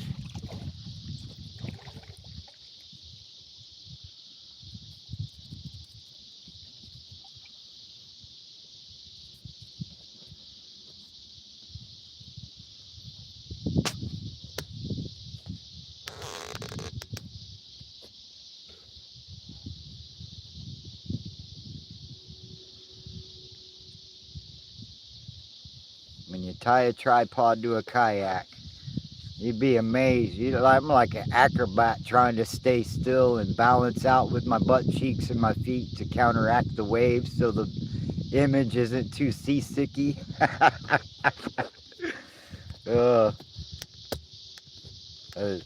Bring Dramamine to my streams because you might get seasick.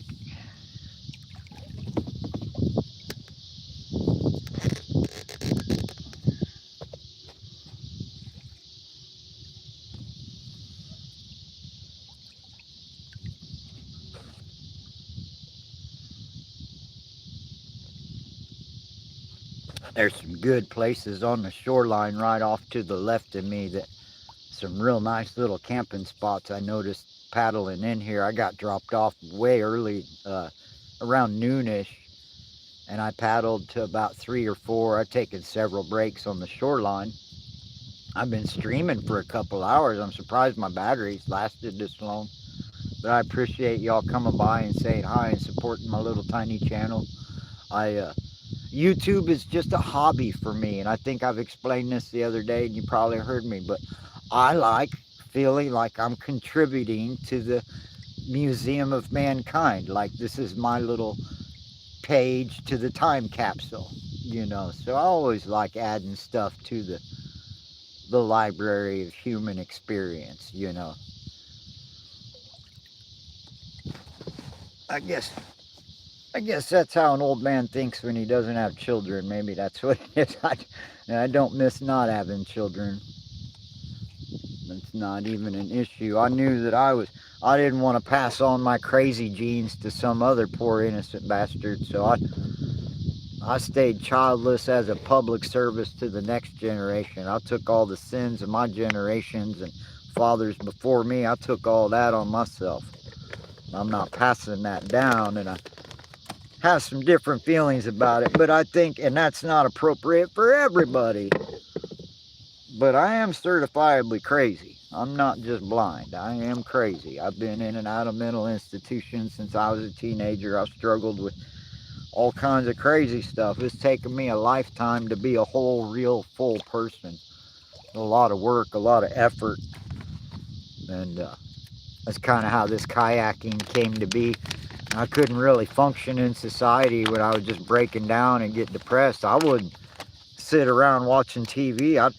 go spend all my money and buy a kayak and a couple months worth of food, and I just disappear. I've been down the Mississippi River, been all up and down the Lake of the Ozarks, and I'll go out in the wilderness, and because those are the two choices a guy has: is you either got to go to work or you got to go camping. And I had a good stained glass career that I worked on and off, but it wasn't steady. Though, I knew I had an eye disease, and I knew I was lying about my capabilities, but somehow I made it this far. And yeah, nobody wants to hear all that prattling on. I apologize. Yeah, there's the moon right there. The moon's up, where you at?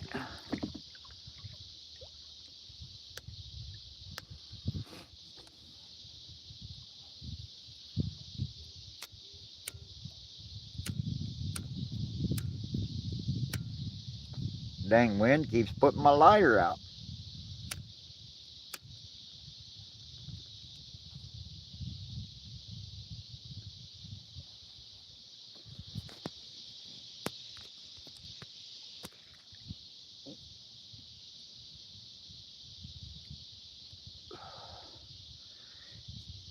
Yeah, I treated myself. I got me a nice little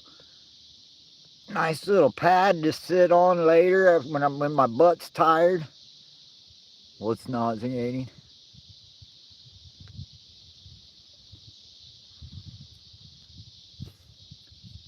What's the smell that's nauseating? I missed it. The fact that it's Dunder and Mifflin, was that the joke?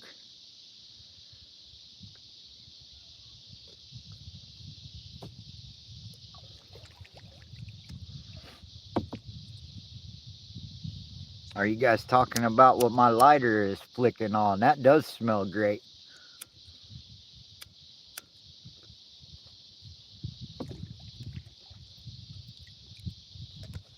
All right, we're going to do a quick 360.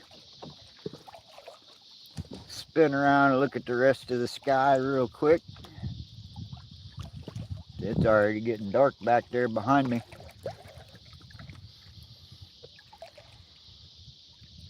Oh my God, I bet. Wow, I don't think I could handle that. I'm really sensitive. I get a headache when I go to Walmart. I stay away from stores like that because of that kind of stuff. So there's the dam.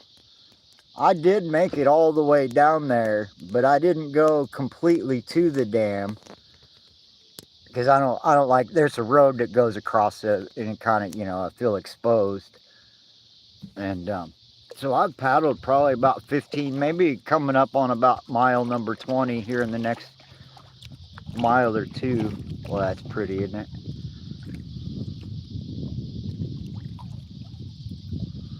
And of course, there's the moon sitting up there, taunting us. Oh my goodness, I couldn't even imagine that, Josh.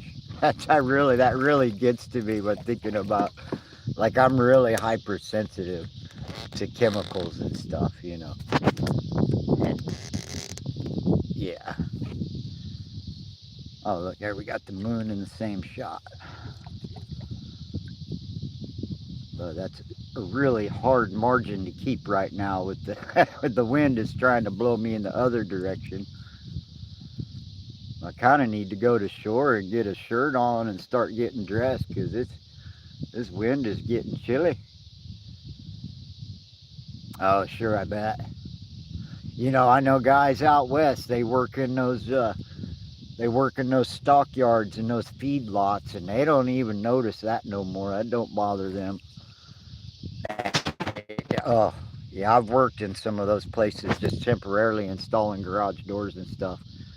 And there's some places out there, people really be putting up with some crazy stuff for $1, I'll tell you.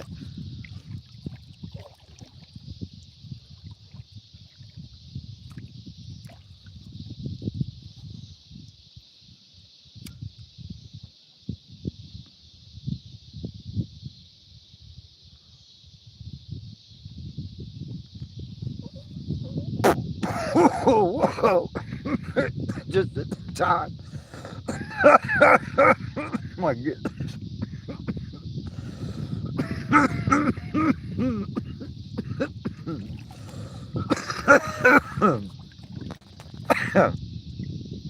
You know, when you choke your ass off in a kayak and makes little waves and rivulets run out around the side of you, that was kind of cool.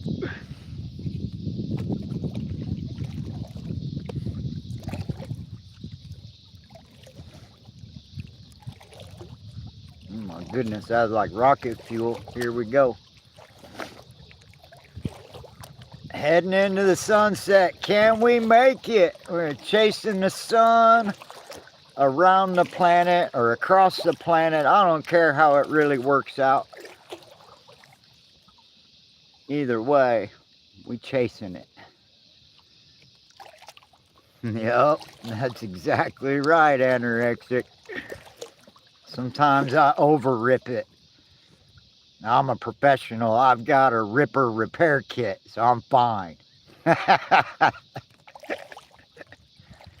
It's just a little bit of a rip. We can fix it. No.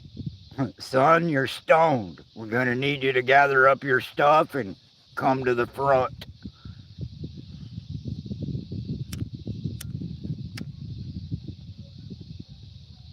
Why? I could see better from back here.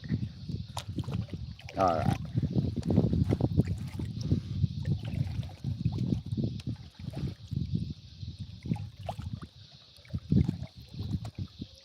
Yeah, I'd like to. I'm an old man. I like to get my cup of coffee hot. And I roll my own cigarettes. I spend about $20 a month to smoke cigarettes, so that's cheap. I'm disabled. And I like to smoke my little weed out here in the kayak. I got the whole lake to myself. Everybody went home. Look at this. They're freaking nighttime's trying to catch up with this. Look at here. Talk about being chased by a shadow. It's like a whole different world behind me, isn't it?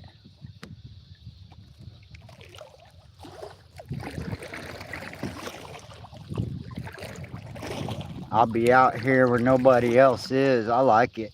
I'm surprised. Really, if it wasn't for live streaming, I wouldn't even be where there's a phone signal.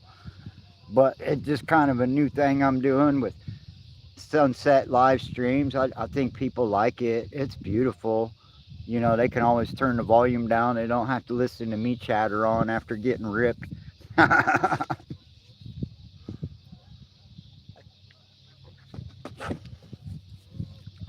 Yeah, let's get a close up on that moon. Yeah, hello there. Never trust anybody that leaves their fingernail clippings laying around. Oh, I'm in Kansas right now. I'm between Kansas and Missouri. I go back and forth. But so I get like a pound bag of tobacco for about what, $14 or $15, and then I'll get 3 or 4 of those boxes of tubes to roll up, and it averages about between $20 and $30 a month. I smoke real cheap. You know, I lived real cheap. I've been disabled for a while, you know, retired, and I just kind of, and I've been poor most of my life. Being white trash really helped with being disabled. I was already used to it. They can't lie to me. I know how it works. But yeah, I worked my whole adult life with disabilities, and I kind of hid them, and I didn't seek help, and I didn't really take care of my problems and all that stuff. And then, because I knew when I was 18, the doctors done told me, you're gonna end up losing your driver's license when you're in your middle ages because of this itis, this keratoconus. And so I knew it was gonna be like that, and I've kind of lived accordingly, where I have only invested in things I enjoy. And I forgot what I was saying. Oh, so, but I worked with this eye disease of stained glass for 25, 30 years, and I did a lot of stuff for myself. And, you know, I'd always told myself I did a lot of antique restoration, like really old, like windows that the whole city feels like they're on. They're not just the churches. That's a historical value. And I always told myself if I ever broke anything expensive, that would be the day I retired.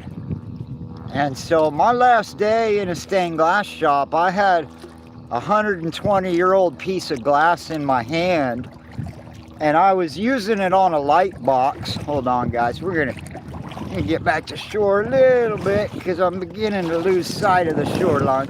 So we were using that original 120-year-old piece of glass to trace the pattern from the border, because it had a really fancy painted border on each piece, but it was just a repeating pattern. So I went to go make a tracing of it so we'd have a master copy, and I turned around to set that piece of glass down, and man, the table wasn't there. I thought I was putting it down on the table, but I sure sat there, watched a priceless 120-year-old piece of glass just shatter right at my feet. And I clocked out and went to lunch. I went and drove around for a little bit, and I came back and I told my boss, I said, man, I'm done, I'm toast, I gotta go.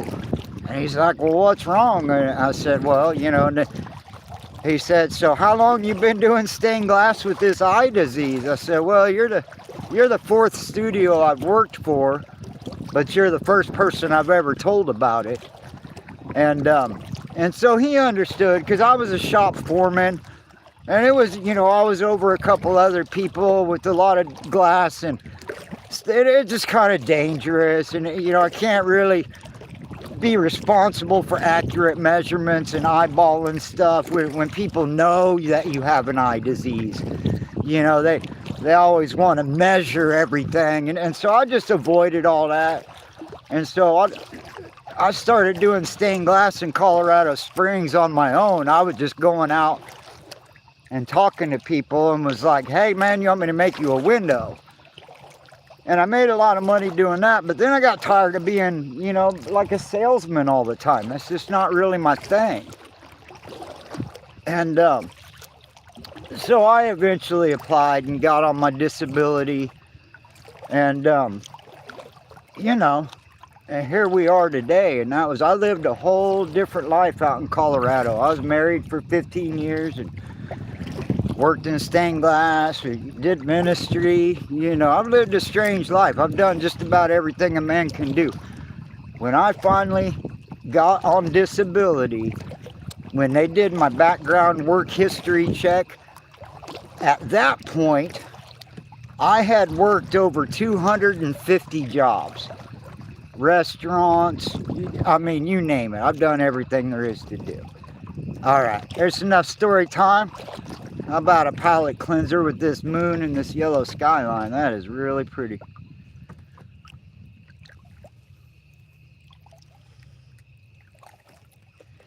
Welcome to the fading light of the sunset stream. I'll try to stay on as long as there's light to make a camera image, but we're losing it fast, folks. We are losing it fast. I appreciate y'all being here. Thank you for listening, or thank you for pretending to listen. Either way, right on, you're welcome. Yeah, I'm an open book. I've done a lot of LSD back in the 80s. I don't have an ego. I've had all my egotistical hotshot young days way back when. I'm a little bit narcissistic, but I'm not egotistical. So I'm an open book. I enjoy sharing the human aspects of life. I'm not ashamed of myself. I'm not ashamed of the negative experiences, and I'm not proud of the positive ones. I mean, I've enjoyed my life. So, you know, and yeah, like everybody else, I got regrets, but who cares, right? I ain't one regret doing me any good in this kayak at this exact moment. You know, like literally.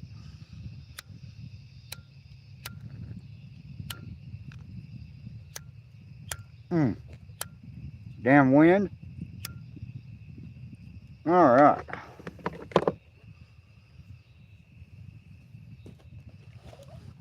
Y'all got stories for days. Always looking for appropriate places and appropriate times to tell them. But here, let's do something here different. I've just hit this big open cove, and the wind keeps blowing me back out. So we can do this for a minute so we don't lose complete sight of it. There we go.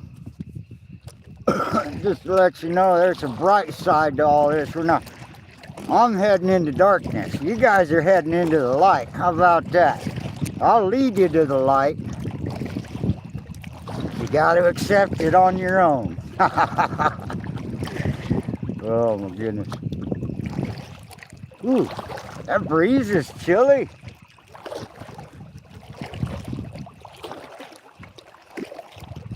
I'm gonna have to get in front of me. I got a bunch of clothes in front of me that the camera tripod, it might be kind of hard to get them out. I'm ready for a jacket or a shirt or another layer, or maybe even just get out of the wind. Let me know if I lose signal because I'm going real close to land to get out of this wind.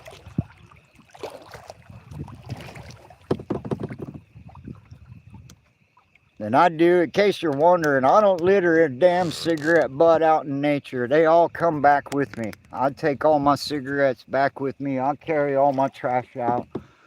I do all that. All right, here we go. There's a nice little pocket just up ahead of calm water, which means there should be less wind right here. I'll get you guys all turned back around to the last of this sunset. We've got a little bit of color to watch. Some clouds covering up the fingernail moon. And God only knows. Probably got Bigfoot looking at me from up above on that bluff. Bigfoot got video like, look at this. I saw a creature. Bigfoot be showing pictures of me to all his friends and everybody thinks it's fake. Oh, those things don't exist. Yeah, Bigfoot saw me and nobody believed him. So if you listen real close, you can hear like this little buzz in the undertone of the background. That's mosquitoes, which is why I don't want to be too close to land either. All right, enjoy this for just a little bit. Start pulling out some clothes here. I might knock the camera around a little bit because the clothes are right at the base of my tripod. So it's been nice sharing the evening with y'all. Oh, there we go. That's not in the way no more. Ooh, that's a big fish right there.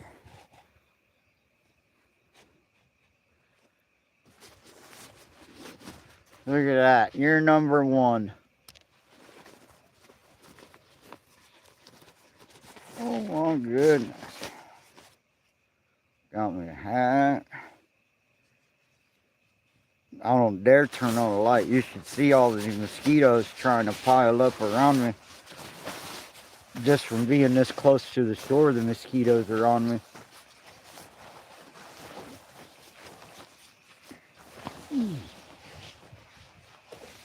Oh my goodness. Okay. Windbreaker to the rescue. Windbreaker and hat to the rescue. So that's what I'm saying. A lot of people don't understand. You know, they think they go out in like 40 or 50 degree temperatures and they think they're cool because they wear shorts or whatever. And I say to those same people, okay, now stay out there for 12 hours. And so I don't like to get cold. So I stay warm. And you may think this is excessive looking at what I'm wearing. But the wind's about maybe 10 miles an hour. And I'm right on the water surface. Do I have a what? Oh, was that a net? Hold on, let me look at that again. Oh, yeah, I left my bug spray in my mom's van. It's the one thing I don't have. But I used to use a mosquito net. Like if I'm going upriver in a really tiny place, because like out here on the lake, I can go out to deep water. That was just, they were just gathering around me because I came over to land to dig out my jacket and my clothes because I don't like to do that out in the deep. But yeah, left my damn bug spray behind. I'm hoping this 50-degree night lets me get away with it. And it, you know, once I cover up my skin, I'll be fine. I don't think the mosquitoes are going to last out here tonight very well. All right, there we go. I had to dig to the bottom of this bag. Now I got me some sweats to put on. But I have a emergency blanket and like a stadium lap blanket that I put over my lap. And then that keeps the water out from splashing off my paddle or if the wind blows it up and over the boat. And, you know, like I said, because it's an enclosed rig, I trap all my heat in here with an emergency blanket over my lap, and it'll be nice and toasty. You know, I'll be kayaking out here in the winter. Watch, y'all think I'm lying, but I've got really good winter gear. I've got a jacket system that the whole jacket is like a winter parka, but it's also like an emergency. If I fall in the water, it's like a life jacket. The whole winter coat. And it is, man, I wore this, I paid like $300 for it, and it was one of the best investments I ever got. Because I have sat out in the rain, in the wind, in the snow, and just exposed out in nowhere without building a shelter, just taking pictures, you know, like I'm doing now, just caught out in the evening and letting storms roll in, photograph them. And, man, that jacket system is really nice. And so sometimes I don't even worry about building shelter, but I have a tarp and I have 2 old tent poles, and I put them crossways over the boat, and I stick them into the mud, and then I spread my tarp under there. And if I'm in a place where I can park my kayak in some nice soft mud, I just park there and have shelter, and then as soon as it stops raining, I put it all away and take off. But and if it's really bad, if I know there's a big storm coming, I'll go on land and build a fancy shelter and make sure I got some wood above my head in case it hails or whatnot. It's been a crazy year. All these big storms have gone on everywhere but except for where I was. And we're like in a drought over here. The lake's down about a foot. I mean, we're about due for some rain. I hope it don't catch me off guard. Well, that moon almost looks red, or it almost looks like there's something red behind the moon. It's just cool looking. It's just because of the diffusion in the clouds.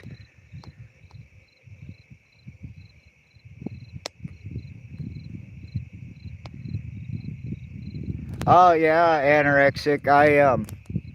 I grew up using Avon Skin So Soft, you know, and all that other stuff, and the eucalyptus based stuff, I cannot stand the smell of that. And it does work. It keeps things away. But I cannot stand that eucalyptus smell. It gets in your clothes and it doesn't wash out, and it gets in your nostrils and deep. Oh, I can't stand all that natural stuff. I guess I'll just give me that nerve damage and that DDT. I'll just keep them bugs off. You know, and like in a situation like tonight, there's just enough breeze out in the open. I'm not too worried about the bugs. I guess I'm not going to go deep back into that cove. I was going to, but it's too dark to even bother trying to see deer back there.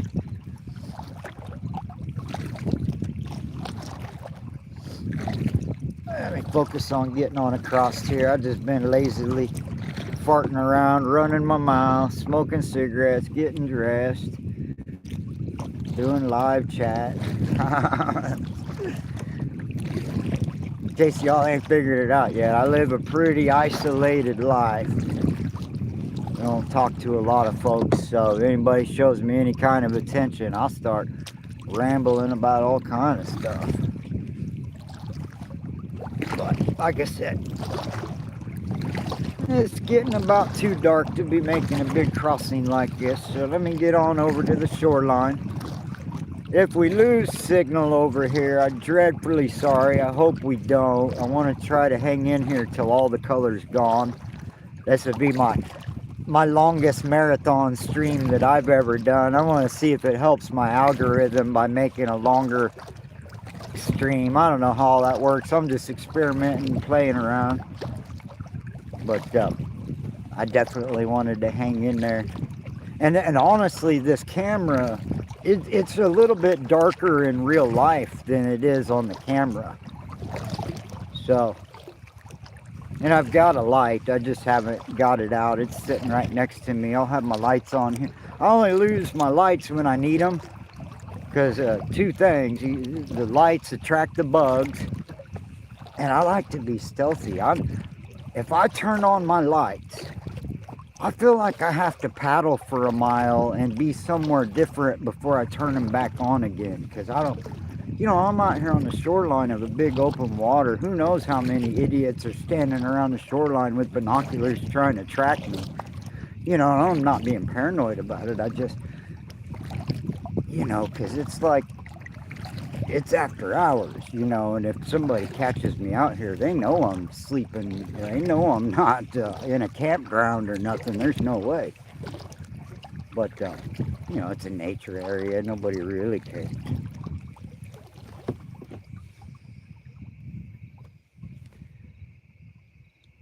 I'm going to lose the moon soon. It's trying to come up, and I'm trying to get over to the other side.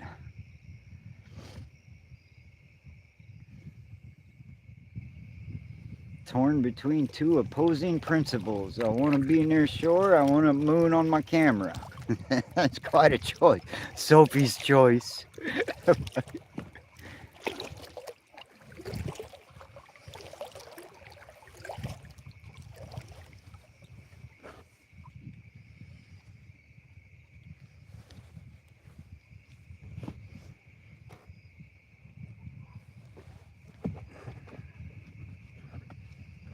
Got a couple good bald eagles on video and photos today. Got some cute little squirrels today. What else did I get? I got some interesting stuff. Oh, I got some really good family of raccoons in the daylight, which is rare that you just catch them out exposed like that. So I got some really good daytime footage of some raccoons. And those are cute. Okay, that was quite a wash there. That's about a mile across. We're pretty much close to the shoreline now. Here, I'll show you guys in just a second. Whoop. Digging through the magic fanny pack.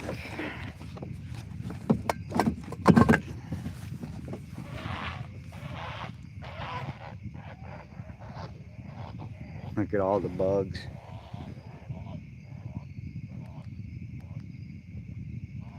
Bug City. This is why I don't like turning my light on. You see that?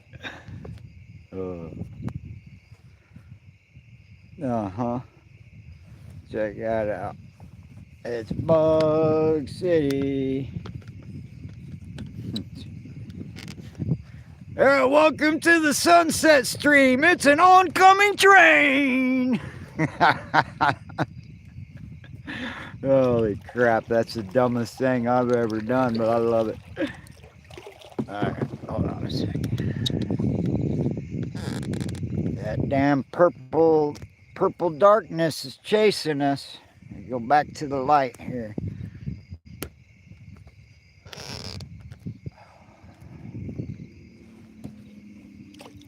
That's still crooked, isn't it?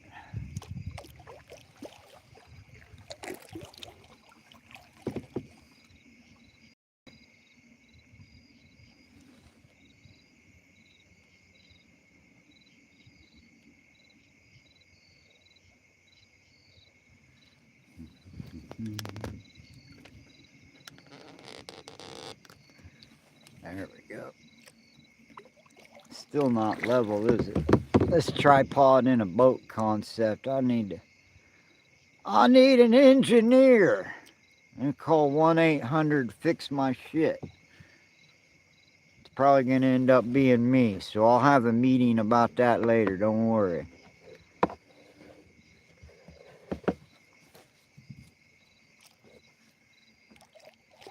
That's cool looking.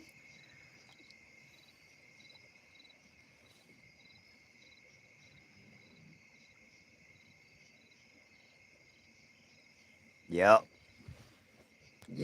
It's getting into the looking for a shoreline to take a nap on here in a couple hours. I'll wait for those bugs to die down a little bit.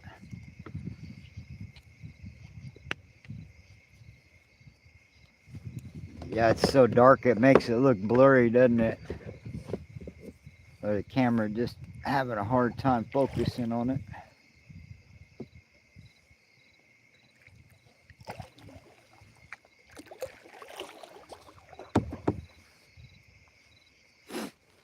Oh my goodness. Yeah, that's shoreline. That's what I really like. I love it when it gets dark, and I'll go along the shoreline real quietly at night and listen for anything moving around that I can spotlight and shine. And mainly it'll be raccoons and stuff. But I've caught bobcats and catch all kinds of other weird creatures. The beavers will be out at night. They'll be... What the heck is that? God, I thought that was a pretty wide set of eyes for a second there. Look, it's watching us. Holy crap. You see that big monster? Those are two reflective signs for something. Look, these bugs are too much right now. I gotta turn this light back off.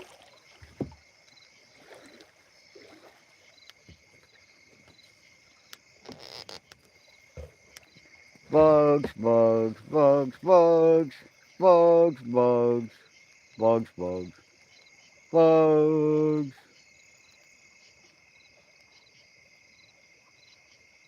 No bugs. Ugh.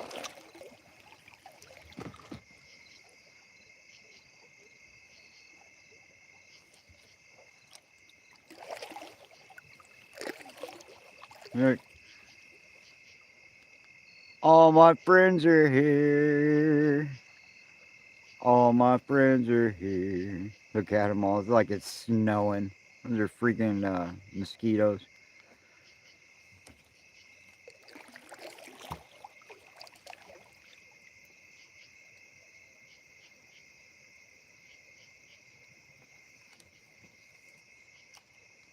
Yeah, if you listen real close, you can really hear the background sound, the hum of all the mosquitoes in the distance. They're just surrounded by them on the shoreline. For like a mile in each direction. It just anywhere where there's a tree out of the water, there'll be millions of them gathered on.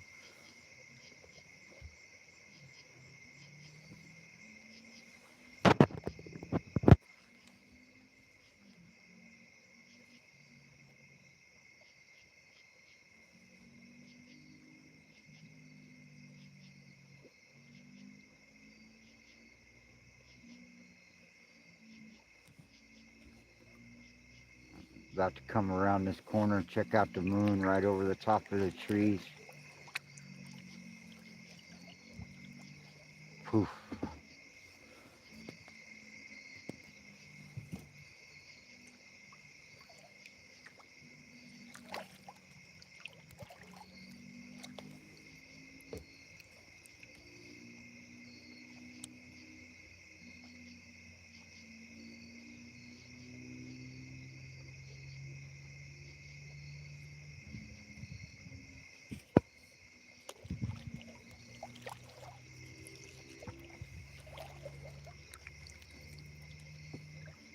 It just looks so blurry and so grainy. It's so dark. It looks totally different in real life. Let me see if I can. Yeah, I can't adjust it. Not on live. The Android cameras got me spoiled though. I remember doing photography back in the old days. My goodness, is it easy now.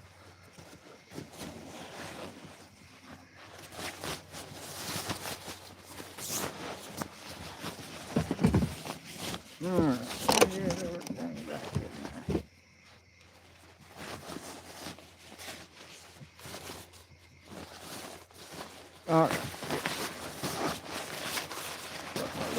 Back. Pardon the camera movement. I gotta. Oh my gosh, turn that light off. My goodness, look at that swarm. Okay, yep, left it. Okay, see now, you do that, you gotta paddle a little ways and get away from them.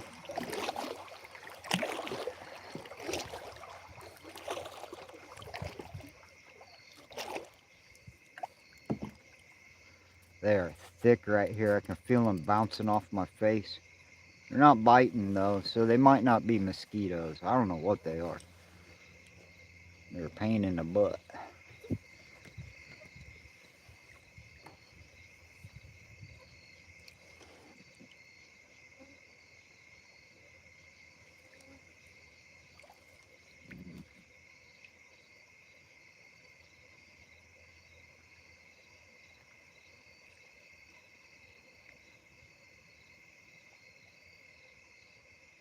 You guys doing a show tonight, Josh? I probably better save some battery power for that so I can come check it out.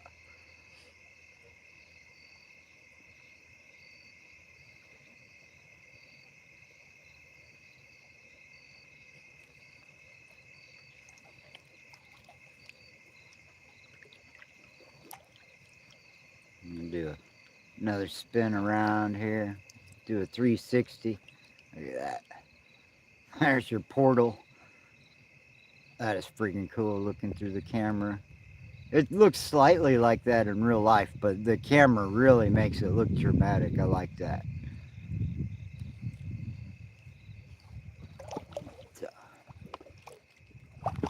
And them lights way down there is where we came from.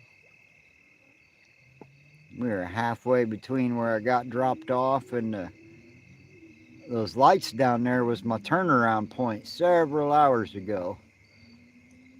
But yeah, there's not much to look at. I'm not turning that light back on. I'm sure the shoreline will be just as beautiful tomorrow morning, but right now it's ugly when the bugs are hot. No lights. Yep. We lost the moon again. It'll be back.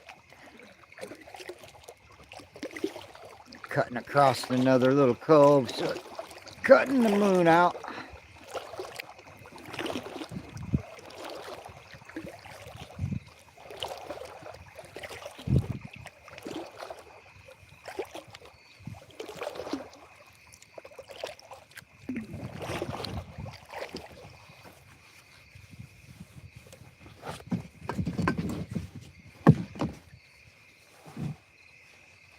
Whoa.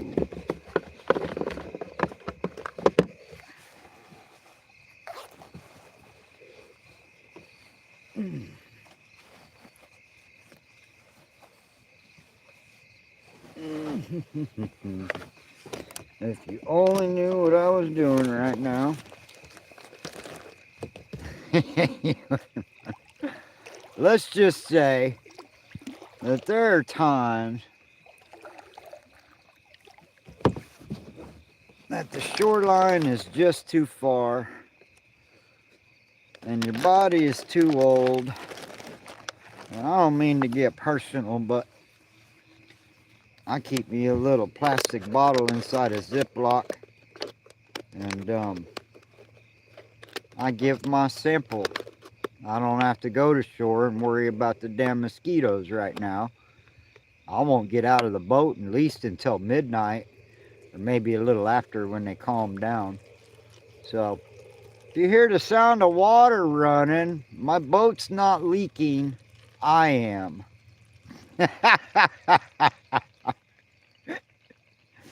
What'd he say? Yeah, you heard me right.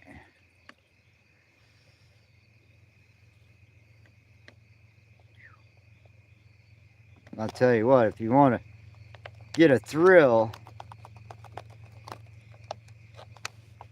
Ooh, I hear some coyotes back in the back of this cove over here behind me.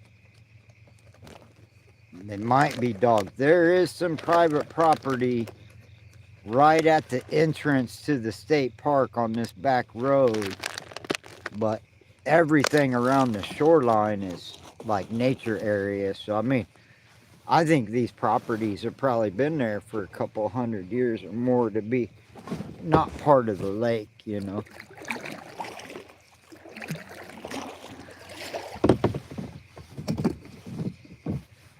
All right, adjust my foot pad.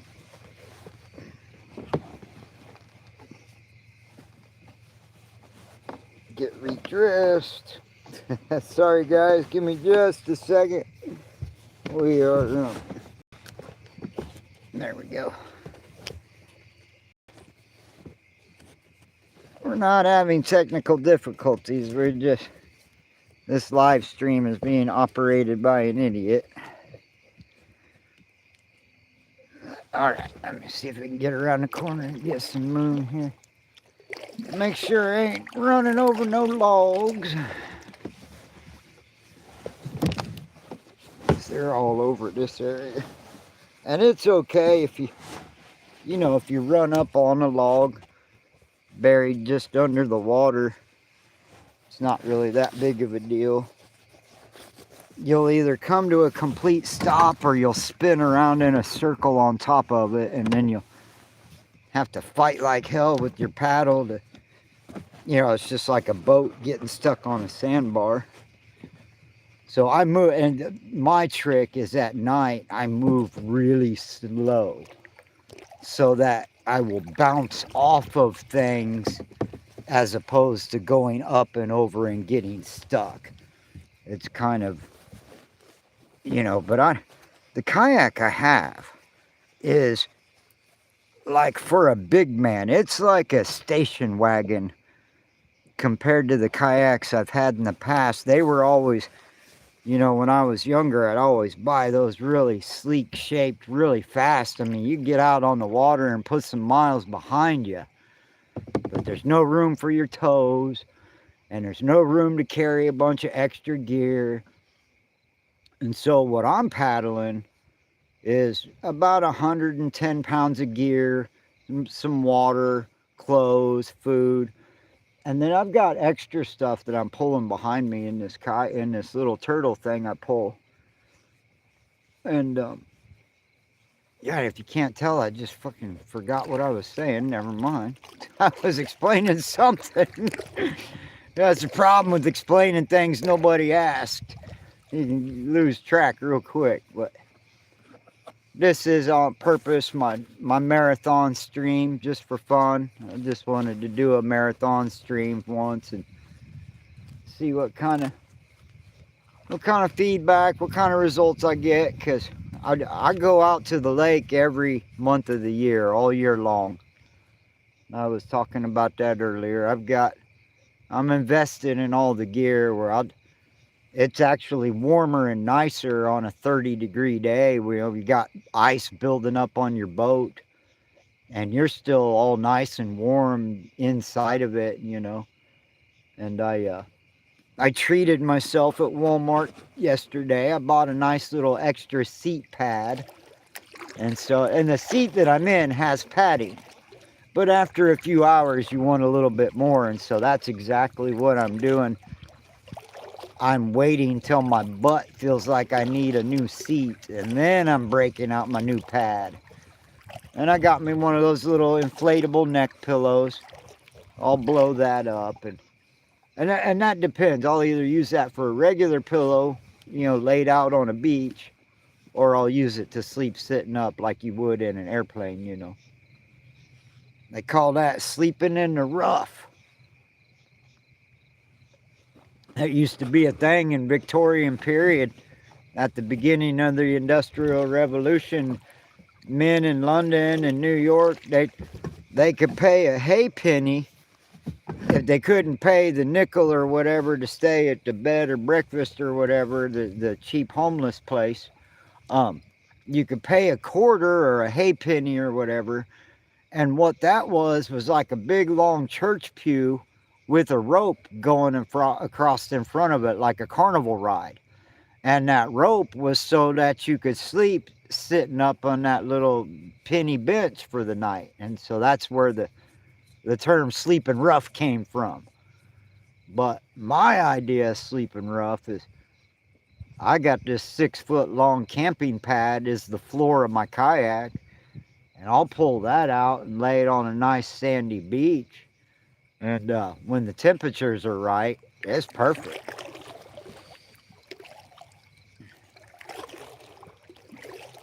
So, the stars are coming out. We're going to come around the corner. We'll see the moon here in a minute, guys. But it is getting dark. There's not much more to show everybody. This camera is doing an excellent job letting in a lot of extra light of the last of this sunset. So thank you all for sticking with me to the bitter end here. It's still pretty. In fact, since that is the only thing to look at, maybe we could highlight that a little bit better.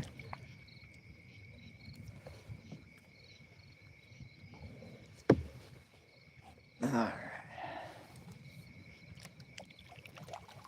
There comes the moon. Are you ready? Pa-pow. Pa-pow. There's the orange moon. You know what they say, never trust anybody that leaves their fingernails lying around. Now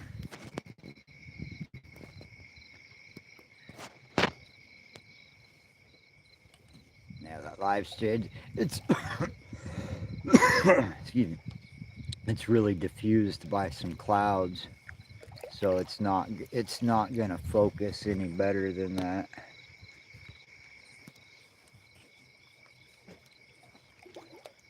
I hear something over here. There's something up there. We just scared something off on land, but look at all these mosquitoes. Yeah, look, this is why you don't turn your lights on. Man, that's a lot of mosquitoes. Wow. All right, let's get back out here in the dark again.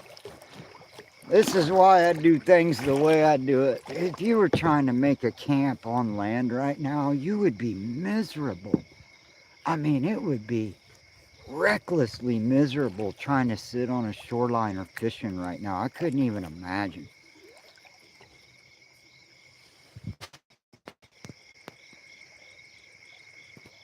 There's the last of it. Thank you guys for joining me and coming by and supporting my channel tonight. I really appreciate it. I've got enough battery power. If Sandy's on tonight, I'll probably tune into that, but I will probably be going live again in the morning for another sunrise if it's if it's not overcast and too cloudy.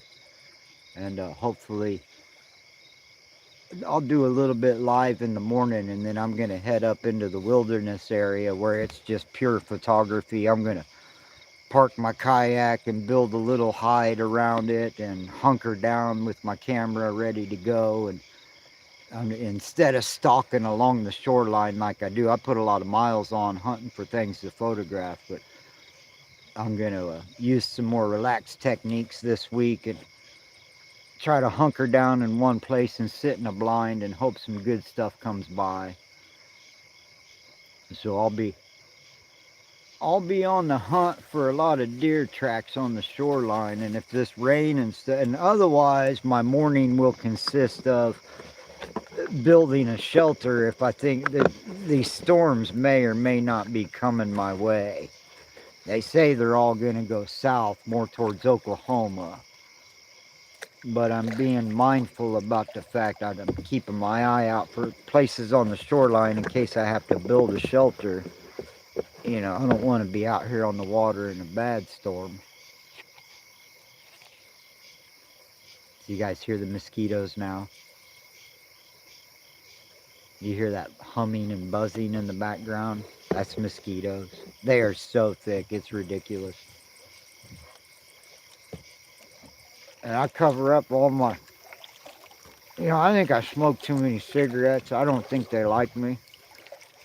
Maybe the one advantage is I smell like a forest fire. So that little beam of light you're seeing underneath the moon, I think that is a bridge a couple of miles away, which I'm really surprised I'm this far down if that's where I think it is. That may indicate I'm losing my signal soon.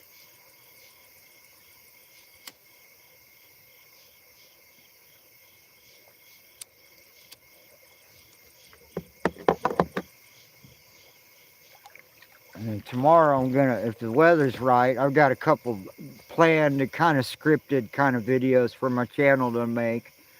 I'm gonna do a shoreline cooking video. I've got a unique camping meal that I'm gonna make and share. And I've been thinking about it all day. It's been so hard to not break down and just cook it and eat it tonight. But I wanted to save that for a nice lunch tomorrow after a long night of paddling. But so I take some Spam, I cook up some pineapple in a pan, and I take some Spam and I cook some Spam and pineapple together with some chili lime ramen noodles, and that's really good. Sometimes I'll add peanut butter and sugar into that ramen noodles and the Spam and the pineapples. Man, it is like some Caribbean jerk. I don't even know what you call it. It's good though. And boys in lockup would kill for a pineapple.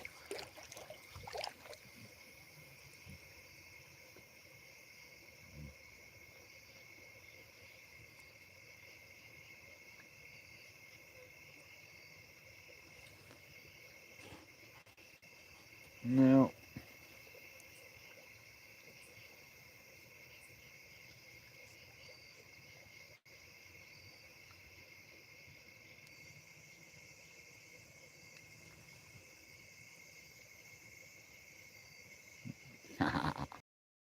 Nope. See, I turn that light on and I get inundated or something. Even the red light. Normally, normally, if you're just in a red light, the bugs won't bother you. But some still will. It's not tried and true by any means. And like I said, I don't really like having my light on because I don't like people being able to track my progress from the shoreline. So I am going to go back to stealth mode. I'm just letting y'all know I'm still here. You can watch my cigarette light.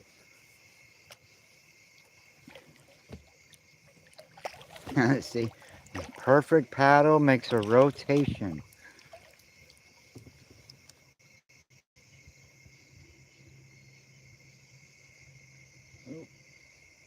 It doesn't want to flip back around. Why won't my camera flip? There we go. We're back on the moon. We'll get close up on that. Because now I finally approached the mouth of a huge cove. I cannot skip across. It's about a mile across to the other side.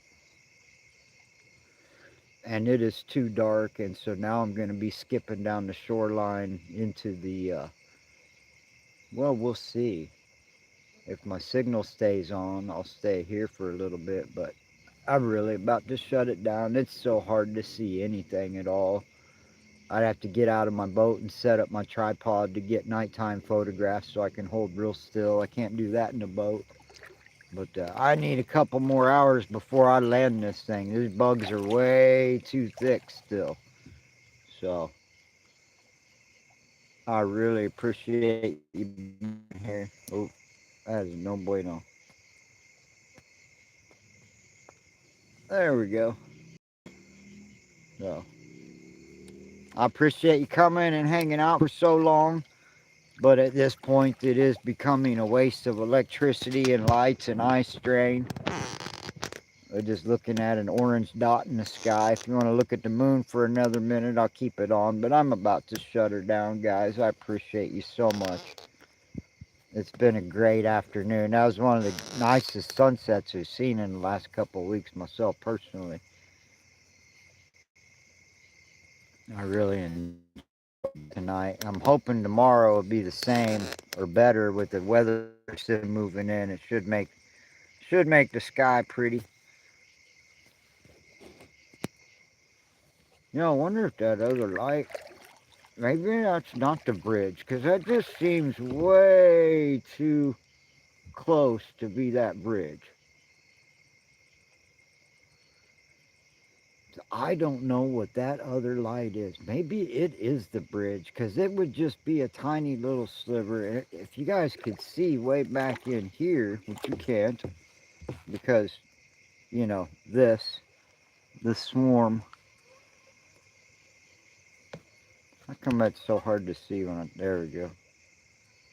Try to get it at the right angle. The longer you light on, the swarm just shows up. But I'm just showing the last of this moonrise. I'm gonna go down this shoreline here. I don't want to cross over. It's way too far to cross over. So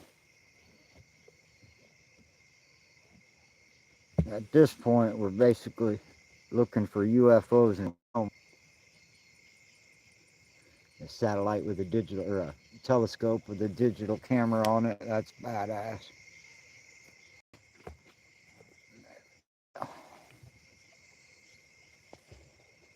Do you hear the beaver? Guys, we have beaver. If you stick with me, if you hear a really large splash, I got a beaver right up here. They're nocturnal. They're out at night, and they're real territorial. They'll swim up behind my kayak and splash me so close they'll get water on my back. And yeah, I've been splashed and gotten soaking wet, and it sounds like a gunshot. So I think as we head back in here, if you hear something that sounds like a pew pew followed by a splash, that's a beaver telling me to GTFO. So let's see what happens.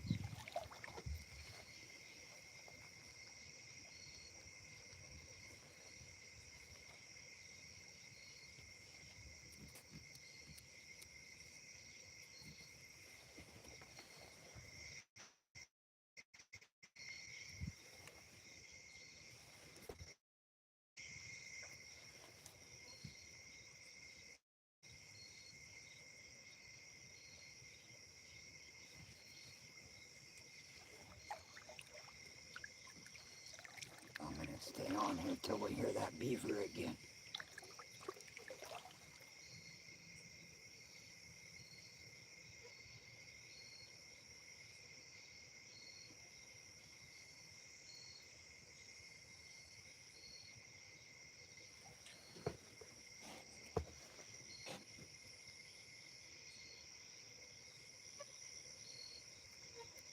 Nope. You guys see all those bugs. It's just insane.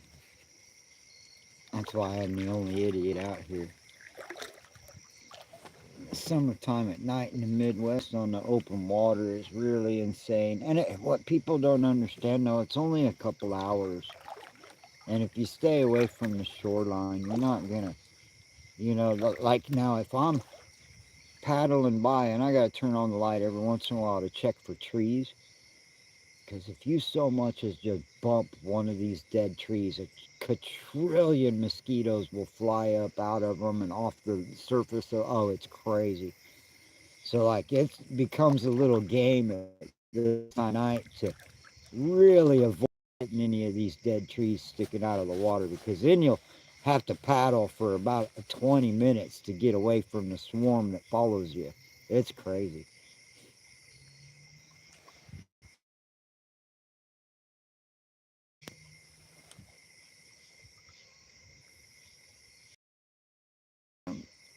Welcome to the almost end of the sunset stream. You got this tiny little almost new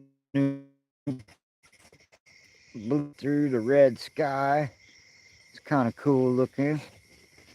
So we're just staying on that for a minute. We're waiting to hear that beaver suck the water again. I don't know if y'all heard it the last time or not. Oh, I just hit a stump. See what I mean? Yep, that's a big stump on the water.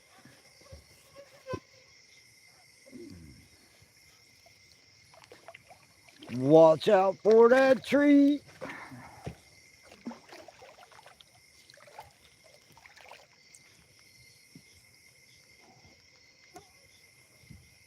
It's going behind some clouds. That's cool looking, huh?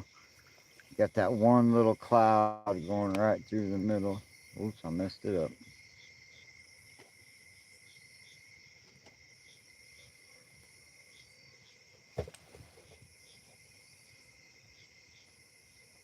There we go.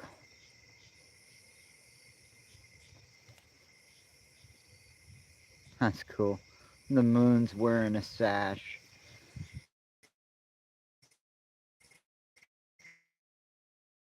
And is wearing a Gabbana. It is made by 3 seamstresses from London who all share the same bathroom. I don't know what I'm saying. You guys are listening to me. You're probably losing IQ points every time I speak. I am not ashamed. Oh, wait. You know what? I wonder if I even have a signal because I think I just realized where I was. I see the road off to my left. So this is got to be the highway, which means I'm made it all the way back to my drop-off point, which means if I travel much further, I will lose my signal. Yeah, because this is that big wide cove. I have made it. I can't believe I made it back here. There's no way. I'm really hoping I'm confused because in my mind, I should not have made it this far by now. I should still be, I would imagine, a couple of hours from where I'm at right now. So I have no explanation. I'm not, normally I'm not, my little trick at night, one of the things I do if I'm navigating, especially if I'm in a new area that I've never been before, I choose a direction of travel. And I make sure that my shoulder, one side or another, is on that shoreline. So if I ever get confused, I know that I just have to have my right shoulder on the right shoreline. And then the other telltale sign that I'll do is I'll time my turtle on the opposite side of the shoreline I'm traveling down. And so that gives me another check where if I'm traveling the wrong direction in the middle of the night, I've done that before. If you're looking at something, paying attention for a little while and you go back into a cove, or if you've been staring at your camera for a long time and you kind of forget where you're at, so I just kind of have a few tried and true rules that prevent any kind of confusion. And so I make a real point of things. If I change direction, I make a real mental note of that, Oops, hold on a second. Got my hands busy. I'll rotate us back around in just a second. Got some waves coming in behind us. I don't know what they're from.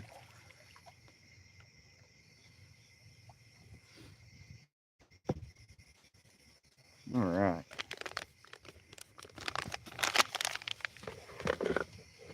Well, if I'm where I think I am, I'm really close.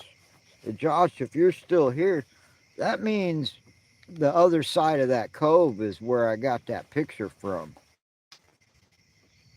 I didn't think that I had made it this far down. I wasn't planning on camping down here tonight. I was planning on camping. I still may be confused. It doesn't really matter because a shoreline is a shoreline, and I'm not done with my adventure. I'm just getting started.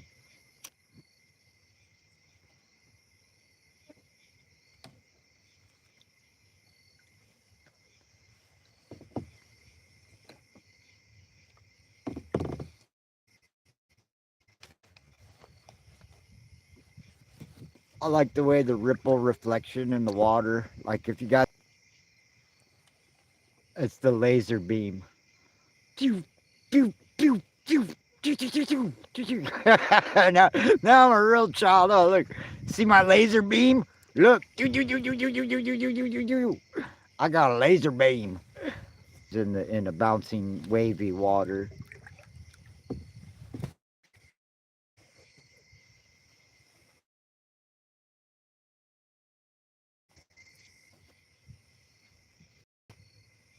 You know, it looks like almost as soon as that moon came up, it goes down these days. And I don't know if that anybody else has been noticing.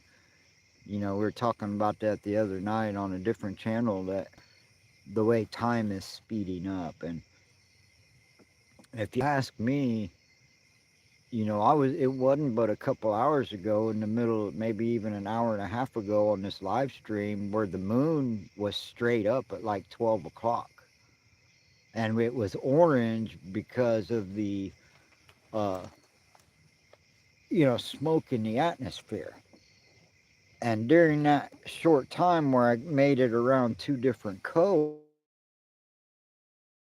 only in an hour and a half time, that moon has traveled from like a 12 o'clock position to where it's almost on the horizon again. So, it's like, are we in Antarctica where the moon is just traveling around the horizon all night long, or what is happening here? And I've been noticing that this year, and it's, I don't know. Like I always say, I wish I would have paid more attention to things because I have a real analytical mind, but I didn't pay attention to a lot of the things that people are pointing out. But I am here to say, as somebody who's been kayaking at night for several years, that moon sure came up and went down fast and never really reached a full zenith in the sky. It almost like it is on a shallow trajectory across the horizon, like the way the sun does in Alaska. So I don't know. I don't know nothing. I'm a high school dropout. I'm an idiot. I don't know. Drifting a little far from land. Let me reel it back in. Checking for trees. Oh my goodness, the swarm is still there waiting on me. Wow, there's a lot of bugs. Maybe I don't want to go back to land. I just got a habit of paddling towards that moon. And oh my God. If y'all saw that. Come on down to bugs, bugs, and bugs. We got bugs, and we got. Uh-oh. Reconnecting. I wonder how long I was out. Well, it looks like I'm losing my signal, guys. I'm going to go ahead and end this live stream. Thank you so much for being here. You're a champ.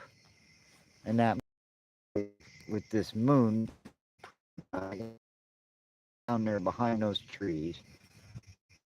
And then I'm going to shut it off. And then I'm going to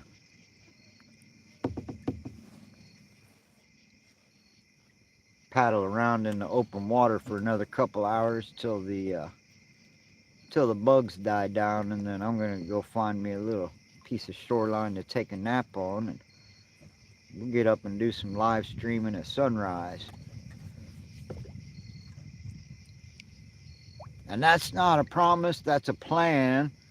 I may end up not having a good enough signal because, like I said, I can't believe I've made it this far down already. That means I can make it all the way down to the dam and back in one day without a whole lot. And it wasn't that windy today. And the wind was in my favor when it was breezy. So I just didn't think I'd be able to make it all the way down there and back. I've said that 30,000 times. But See, and look, and now the moon's going away. Like, it just skipped wrong at the lower angle of the horizon. It didn't really, I don't know. You know, am I in the wrong part of the sky? Am I looking up wrong? Did I forget how to look up? Because that was a weird trajectory to me. And you know, I always thought that the moon, because the moon just went down there. You're looking at it right now. That's that last bit of fading light. But the sun went down over there. So look, count the number of seconds on the rotation. 1, 2, 3, 4. Okay. The moon, oh, you can't even see it now. All right, guys, we are completely dark. And I don't even know if I have a signal. But thank you guys so much for being here. I appreciate the company, all the good comments, and the interaction with my channel tonight. I'm going to go ahead and shut it down. God bless you all. I hope to see you in the morning for sunrise, and cell phone signal willing. Have a wonderful evening, everybody.